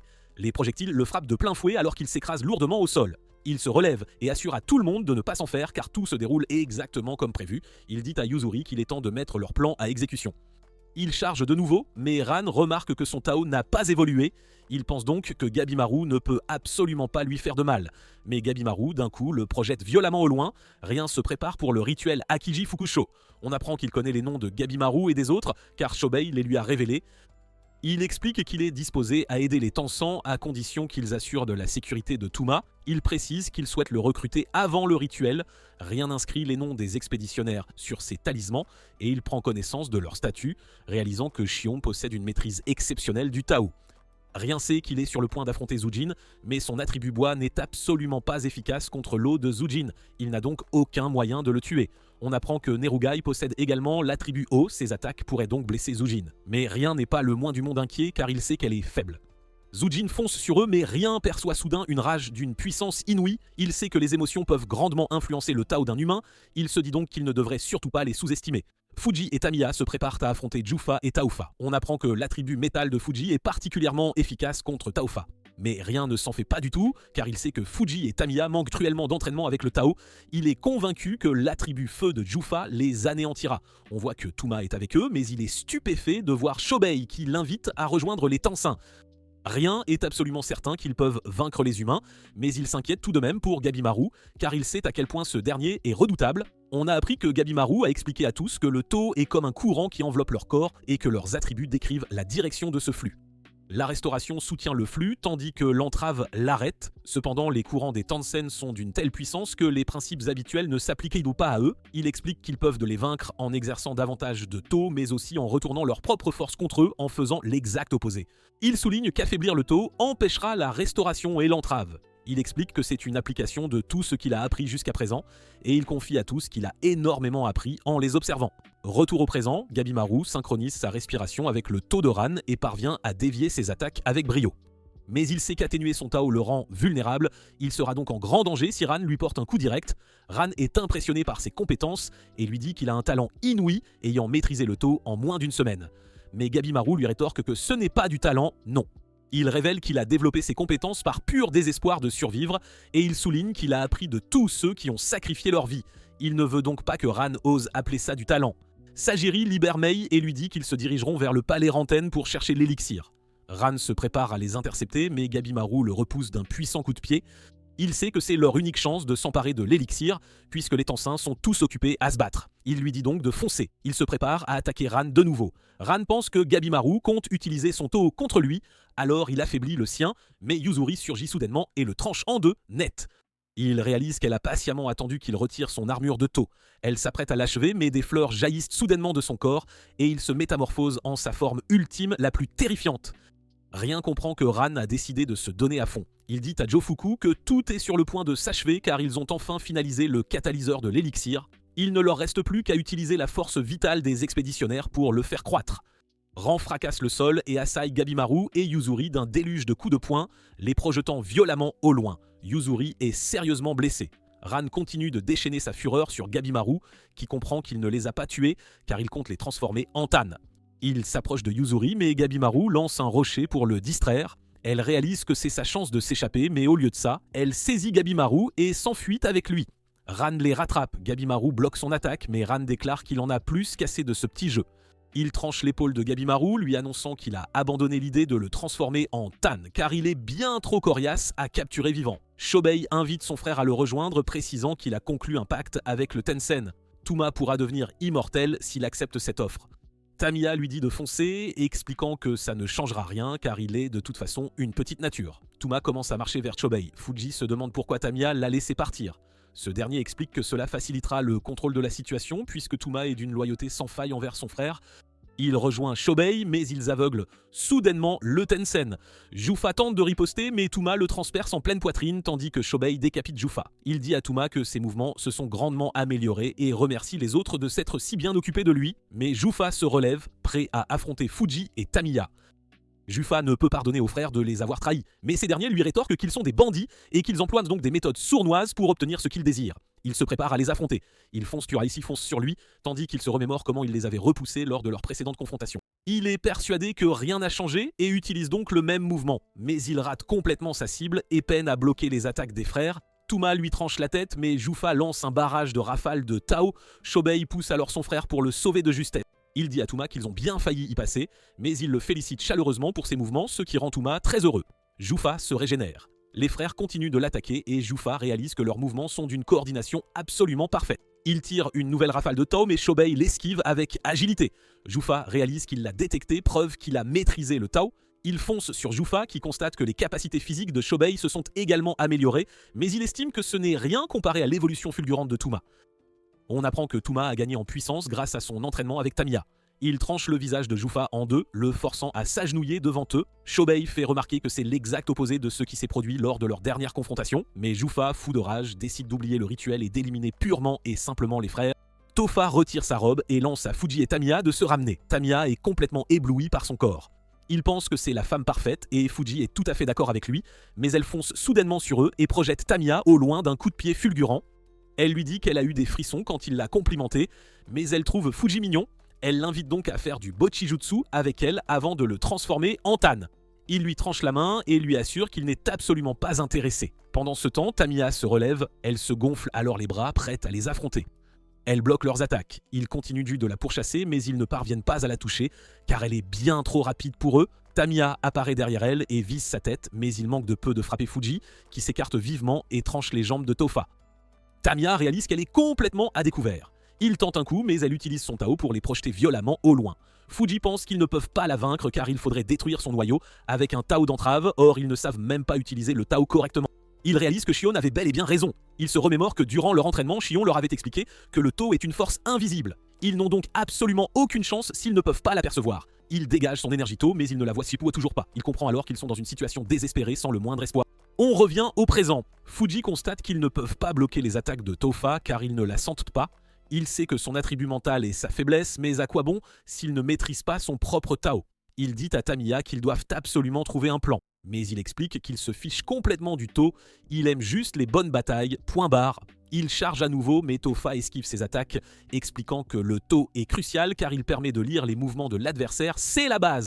Elle utilise le tau pour le projeter et lui dit d'abandonner car sans tau, il n'a aucune chance. Mais il refuse de capituler. Il pense qu'elle aime torturer les humains, mais elle explique que c'est faux. Les Tensins ont passé plus de 1000 ans à s'entraîner, à attirer les humains. C'est leur routine.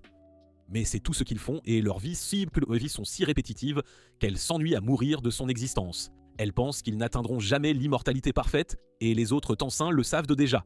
Elle a l'impression de devenir complètement folle si elle ne rit pas un bon coup. Elle projette Fuji et Tamiya avec sa serviette et leur dit qu'elle leur offrira une mort facile s'ils se rendent, mais Fuji réalise que cette serviette est absolument incroyable. Il veut l'utiliser pour révolutionner la médecine, c'est une mine d'or. Tamiya mentionne qu'il apprécie la bataille et elle réalise qu'ils s'amusent tous les deux. Elle pense qu'il y a vraiment quelque chose qui cloche chez eux, c'est pas normal. Elle lance une explosion de Tao, mais Tamiya la voit venir et parvient à l'esquiver de justesse. Il lui coupe le visage en deux, réalisant qu'il comprend enfin le tau. Mais elle le repousse, sachant qu'il n'a rien vu venir, et se demande s'il a juste eu un coup de bol. Retour au passé, Shion les entraînait. Il juge Niruga trop jeune pour le Tao, et Fuji/Tamiya incapable de l'apprendre à cause de leur personnalité, trop têtu. Il sait qu'ils ne croient qu'à ce qu'ils voient et leur dit de se couper de la réalité pour laisser leur sens prendre le dessus. Ils commencent à se désintéresser. Tamiya ne croit qu'à ce qu'il peut couper, tandis que Fuji, lui, doit toucher pour croire, c'est son credo. De retour au présent, Taofa s'apprête à achever Tamiya, mais Fuji l'attaque par derrière. Elle tire une explosion de Tao, il lance alors un tissu, ce qui lui permet de la voir, et il s'éloigne d'un bond pour l'éviter de justesse. Il dit à Tamiya de regarder leur combat, ça pourrait l'aider à sentir le Tao. Il continue de l'attaquer, mais elle l'attrape et le projette directement. Gravement blessé, il n'abandonne pas. Elle sait qu'il veut que Tamiya apprenne le Tao en les observant, alors elle lui dit qu'il est si prévenant envers son ami, c'est touchant. Fuji explique qu'ils ne sont pas amis, non, mais il sait qu'ils ont beaucoup en commun car ils sont tous deux doués pour prendre soin des autres. C'est un fait. Taofa déchaîne ses pouvoirs et ils ne peuvent tout pas voir son taux, mais Tamiya sent que Fuji est en grave difficulté. Il se souvient de Shion, couper la réalité, laisser les sens prendre le dessus. Alors il s'arrache l'œil, se rappelant avoir vu l'attaque de Taofa en se fiant à ses sens. Il ne voit plus rien, l'œil couvert de sang, mais il sent désormais le taux de tout ce qui l'entoure. Tofa lance son attaque, c'est le moment. Mais Tamiya sauve Fuji et esquive ses explosions de Tao, lui disant que leur combat commence enfin à devenir vraiment intéressant. Dans un flashback, on apprend que Tamiya voulait devenir le plus grand épéiste de tous les temps, alors il n'a jamais cessé de s'entraîner, jamais. Il a un duel avec son maître qui le bat facilement. Il se demande comment son maître l'a maîtrisé avec son corps si frêle. Son maître explique qu'il a perdu sa concentration en voulant tout être à la fois. Il devrait tout couper en mûrissant et regarder attentivement ce qui reste, l'essentiel. Il ne comprend pas ce que son maître veut dire et passe les années suivantes à parcourir le pays pour défier les meilleurs combattants. On revient au présent. Tamiya comprend enfin ce que son maître voulait dire, car il est devenu bien plus fort après avoir perdu la vue. Tofa lance ses projectiles, mais il les esquive tous et la coupe en morceaux. Elle rit, car elle sait qu'il ne peut pas la tuer. Fuji sait qu'ils perdront si la bataille s'éternise. Tamiya va se vider de son sang. Il doit agir, son attribut métal est le seul à pouvoir la tuer, c'est leur seule chance. Il élabore un plan et la serre soudainement dans ses bras, expliquant qu'il n'a qu'à toucher son noyau pour l'empêcher de se régénérer. Il dit à Tamiya de la couper en deux, notant que les bourreaux le font sans tuer, mais il doute que Tamiya soit aussi habile qu'eux, soyons honnêtes. Il veut prouver à Fuji qu'il a tort, alors il frappe, mais il n'est pas sûr d'y arriver, sa vision est floue. Il se souvient comment son maître lui a appris à tout couper et à regarder attentivement ce qui reste. Alors il ferme son œil et se concentre pour trancher Taofa en deux avec précision. Il y parvient et Fuji est stupéfait que sa lame ne l'ait même pas touché. Mais elle appelle Jufa à l'aide. On coupe sur Jufa qui sent qu'elle est sur le point de mourir. Les frères sont épuisés, mais Shobei veut en finir rapidement, alors il se prépare à tout donner sans retenue. Thomas l'arrête et lui dit qu'ils doivent travailler ensemble pour vaincre Jufa. Mais il voit la main de Taofa se tendre vers lui, il s'excuse de l'avoir laissé seul, lui disant qu'ils sont faits l'un pour l'autre, et ils combinent leurs pouvoirs pour écraser absolument tout le monde. Flashback, Jufa et Taofa ont été élevés ensemble. Ryan leur dit qu'ils sont spéciaux, membres de sa famille. Les Tinsan regardent que les monstres, mais Taofa en a peur. Les autres Tinsan s'entraînent sérieusement, mais elle ne les rejoint pas car elle n'aime pas étudier, c'est pas son truc. Personne ne se soucie s'ils se blessent, car ils sont immortels de toute façon. Mais Jufo ne supporte pas de voir Taofa souffrir, c'est plus fort que lui, mais il lui dit qu'il imagine sa douleur parce qu'il tient à elle, et comme Taofa veut jouer, mais il décide de passer du temps avec eux pour leur bien. Après un certain temps, Jufa remarque que Ryan a changé, il n'est plus aussi gentil qu'avant. Il dit aux Tensins d'utiliser les Haku pour reconstituer leur Tao. Il explique qu'il est temps de commencer leur véritable entraînement.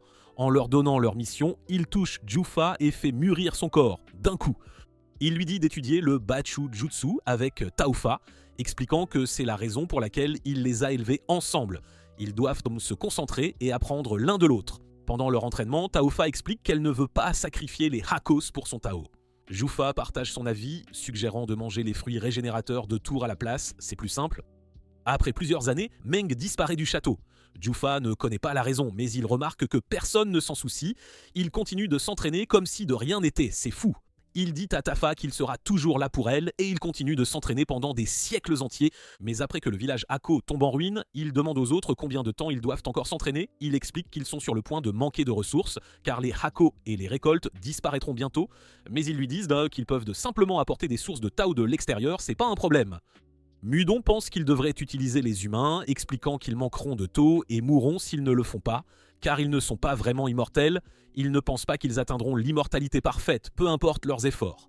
Jufa réalise que Talfa a souffert pour rien, alors il est profondément bouleversé. Il remarque que tout le monde sourit, alors il se demande s'ils ont perdu la tête à cause de leur entraînement ou si lui et Talfa sont les fous, c'est à se demander. Il est déterminé à protéger son sourire coûte que coûte. Mais il la voit mettre des fleurs sur un bateau et elle explique que c'est pour attirer les humains de l'extérieur, une ruse.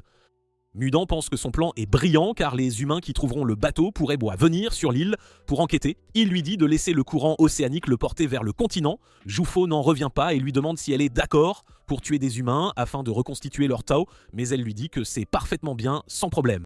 Il soutient sa décision et note que les humains sont moins que du bétail, alors il ne devrait pas se sentir mal de les consommer, c'est la logique. Il laisse le bateau naviguer vers le continent. Il pense qu'ils ne sont pas fous, mais qu'ils doivent de le faire tout ce qu'il faut pour survivre dans ce monde complètement fou. On revient au présent, Jufo et Taofa se transforment en monstres, et ils poussent un cri puissant qui étourdit tout le monde. Shobei lui lance son épée, mais il s'envole. Fuji n'arrive pas à croire qu'il puisse voler car ses ailes ont l'air vraiment étranges, c'est bizarre. Tamiya veut l'affronter, pensant que son nom entrera dans l'histoire s'il le vainque, la gloire l'appelle. Mais Fuji lui dit qu'il est bien trop blessé pour se battre. Il commence à agir étrangement, alors Fuji se demande ce qui ne va pas chez lui et réalise qu'il y a des spores absolument partout. Il envoie une sur le coup de Tamiya et pense que c'est la raison de sa folie. Fuji l'enlève rapidement et lui dit de se mettre à l'abri. Chobei et Thomas se protègent des spores, mais elle ne cesse de tomber. Alors Chobei décide de tout donner et transforme son bras en lame sans hésiter. Il l'utilise pour couper le monstre, le faisant hurler de douleur. Il réalise que son attaque a été efficace car son attribut métal entrave le Tao de Taofo. Le monstre le poignarde et le jette au loin. Son frère lui demande s'il va bien, mais il se demande comment le vaincre car il a 2 noyaux, c'est un problème. Fuji dit à tout le monde qu'ils ne peuvent pas gagner s'ils ne travaillent pas ensemble. Mais Tamiya ne veut pas travailler avec Chobei et ils commencent à se disputer, mais Fuji leur dit qu'ils pourront s'entretuer après avoir vaincu le monstre, pas avant, alors ils décident de faire une trêve pour le moment à contre-cœur. On coupe sur Shu qui dit à ses compagnons qu'ils atteindront Orai dans la journée. Mais Azuzu explique qu'elle n'est pas habituée à voyager sans cheval, c'est pénible, il lui dit qu'ils utiliseront le sifflet à cheval pour voyager plus vite. Mais Shija lui montre les objets récupérés des expéditionnaires et il sait qu'ils appartiennent à Tenza et Genji, sans aucun doute. Isuzu les pleure et Shija pense qu'ils ont été tués par les criminels. Shu est déterminée à les venger, elle l'emmène à la grotte où vivent les monstres et il utilise le sifflet du Dushi pour les contrôler, ce qui lui permet de les apprivoiser et de les utiliser comme monture, c'est malin. On revient à Chobei et aux autres. Le monstre attaque avec un barrage, il protège tout le monde et pense qu'il est le seul à pouvoir le vaincre, bien sûr. On apprend qu'il a déjà un plan pour tuer Jufa. Mais il se souvient que rien, en lui montrant le rituel de statue, a mentionné que l'avenir de Thomas portait un mauvais présage, c'est inquiétant. Shubei est inquiet pour son frère, alors il décide de tout faire seul. Mais un tentacule passe sa barrière, alors Tuma le coupe. Il charge avec Fuji, qui tranche le monstre. Leur attaque a été efficace car Thomas a utilisé son attributaire pour renforcer le taux métallique de Fuji, c'est la clé. Tamiya se précipite vers le monstre, mais il s'envole. Thomas se moque de lui pour son imprudence, Konuyan, alors ils commencent à se disputer, comme d'habitude. Shobei réalise que son frère a changé, car il ne s'est jamais disputé avec personne quand ils étaient pendant des bandits. Et tout le monde regarde le monstre se transformer, c'est étrange. Shobei pense qu'il est passé en mode défense, car il a besoin de temps pour régénérer ses blessures. Mais il note qu'ils doivent absolument détruire ces 2 noyaux en même temps pour le vaincre, c'est crucial. Il élabore un plan et dit à tout le monde qu'ils devraient se séparer en 2 groupes. Fuji et Thomas pourront tuer Taofa avec la technique qu'ils ont utilisée plus tôt, tandis que lui travaillera avec Tamiya pour attaquer le noyau de Jufa, c'est la stratégie. Il remarque que Jufa est désespéré de défendre Taofa et note qu'il a pitié d'eux, car ils sont sur le point de mourir ensemble, c'est triste. Le monstre commence à les attaquer, Tamiya et Fuji tranchent ses tentacules et Shobei lance une attaque surprise, mais il le projette au loin. Fuji réalise qu'il est difficile d'atteindre ses noyaux car il réagit à tous leurs mouvements. Mais Tamiya mentionne qu'il va créer une ouverture, coûte que coûte. Fuji et Toma le protègent alors qu'il se précipite, mais il se fait quand même poignarder. Fuji sait qu'il est gravement blessé, mais il continue d'avancer sans faiblir. Le monstre attaque Fuji par derrière, alors Toma le protège et lui dit de se concentrer, car ils ont absolument besoin de lui pour vaincre le monstre. Tamiya frappe de toutes ses forces et son attaque est si puissante qu'elle coupe le monstre en deux, mais il commence déjà à se régénérer. Shobei dit à tout le monde que c'est leur chance d'en finir. Tuma trouve le noyau de Talfa et charge avec Fuji, tandis que Shobei va pour Jufa. Il les tranche mot tous les deux et le monstre s'écrase dans l'eau, mais Fuji voit Talfa lutter, alors il la serre dans ses bras et lui dit qu'il est enfin temps de se reposer pour de bon. Son corps disparaît et Fuji réalise qu'elle a laissé sa graine derrière elle. Mais Jufo refuse d'abandonner, alors Chobei sort son arme secrète. C'est un esprit infusé de Tao, volé au Tensen avec l'attribut O. Il le jette sur Jufa pour entraver son Tao de feu, c'est ingénieux. Cela l'empêche de se régénérer et il commence à le torturer. Mais Tamiya lui donne une mort propre par pitié. Il sait que Talfa a souffert pendant sa vie, alors il la place à côté de Jufa pour qu'elle profite de ses derniers instants. Et Jufa s'excuse de ne pas avoir réussi à la protéger, c'est déchirant. Mais il la voit lui sourire et elle est heureuse que ce soit lui qui ait été son partenaire jusqu'au bout. Jufo trouve enfin sa fin et Fuji n'arrive pas à croire que tout le monde ait survécu au combat, mais il se demande si les autres vont vraiment bien. On coupe sur Sajiri quelques instants plus tôt au palais Ranten, où elle voit Gilfa l'attendre. Il lui dit qu'il ne veut pas se battre, alors il promet de ne rien faire si elle ne le dérange pas, c'est clair. Mais Mei lui demande pourquoi rien n'est pas là, c'est une bonne question. Alors il révèle que rien a quitté le palais et lui a ordonné de s'occuper du rite de clarté. Sajiri ne sait pas ce que c'est. Mei explique que rien l'utilise pour voir le destin et la fortune des expéditionnaires. Sajiri se prépare à le détruire pour que les Tansans ne puissent plus lire leurs mouvements, c'est vital. Giltas l'arrête avec son tau et la prévient de lâcher son épée, lui disant qu'il l'écrasera si elle ne coopère pas. Elle explique qu'elle n'est pas là pour se battre et s'excuse du chaos sur l'île. Mais elle note que les Tensen l'ont bien cherché car ce sont eux qui les ont attirés là, après tout. Giltol la laisse partir et explique qu'il n'est pas du tout intéressé par le conflit, mais il lui dit qu'il ne sert à rien de retourner sur le continent, c'est peine perdue. Elle lui demande ce qu'il veut dire, alors il active son illusion de tau et lui montre que rien est allé à la porte de l'écluse. Gilfar révèle qu'il prévoit de transformer tous les humains du continent en temps. Des milliers de papillons ont été chargés sur le navire pour envahir le continent et transformer tout le monde, c'est le plan. Il explique qu'une fois que les humains se transformeront en fleurs, ils s'uniront pour devenir les bêtes divines Banco et affiner le temps parfait que Rian a toujours voulu. Il libère son illusion de tau. Sajiri se demande pourquoi les Tansins feraient Néa. Il explique que les humains sont comme du bétail pour eux, ni plus ni moins, mais lui rappelle les enseignements de Jofuku, ne jamais prendre la vie d'un humain, mais il lui dit que la situation a changé. Il note qu'il y a des siècles, les premiers étrangers sont venus sur l'île. En les consommant, les Tansen ont réalisé que les humains étaient incroyables, car leurs émotions amélioraient la qualité de leur tau, c'est une découverte. Gilto pense qu'ils sont la meilleure source de Tao. Alors les Tansens ne les remplaceront jamais. Il note qu'il est impossible de s'entendre avec eux car l'élixir a été perfectionné. Il réalise que la vie de Xian est en danger et on voit qu'il est déjà épuisé car il a tué Zuzin plus de 200 fois, c'est un record. Il réalise que la régénération de Zujin a ralenti. On apprend qu'il prévoit de le vaincre en le forçant à se régénérer jusqu'à épuisement de son énergie Tao. Il continue de le couper mais Nurugai sait qu'il est proche de sa limite. Zujin le charge par derrière, alors Shion le frappe et le force à battre en retraite. Il se cache derrière les corps et se demande pourquoi Shion se bat comme une bête. Alors il note qu'il ne pourra jamais lui pardonner d'avoir tué Tenza, jamais. Mais c'est là que cette vidéo se termine. N'oubliez pas de liker et de vous abonner à la chaîne, c'est important. Merci beaucoup d'avoir regardé cette vidéo et je vous dis à très bientôt pour la suite des aventures.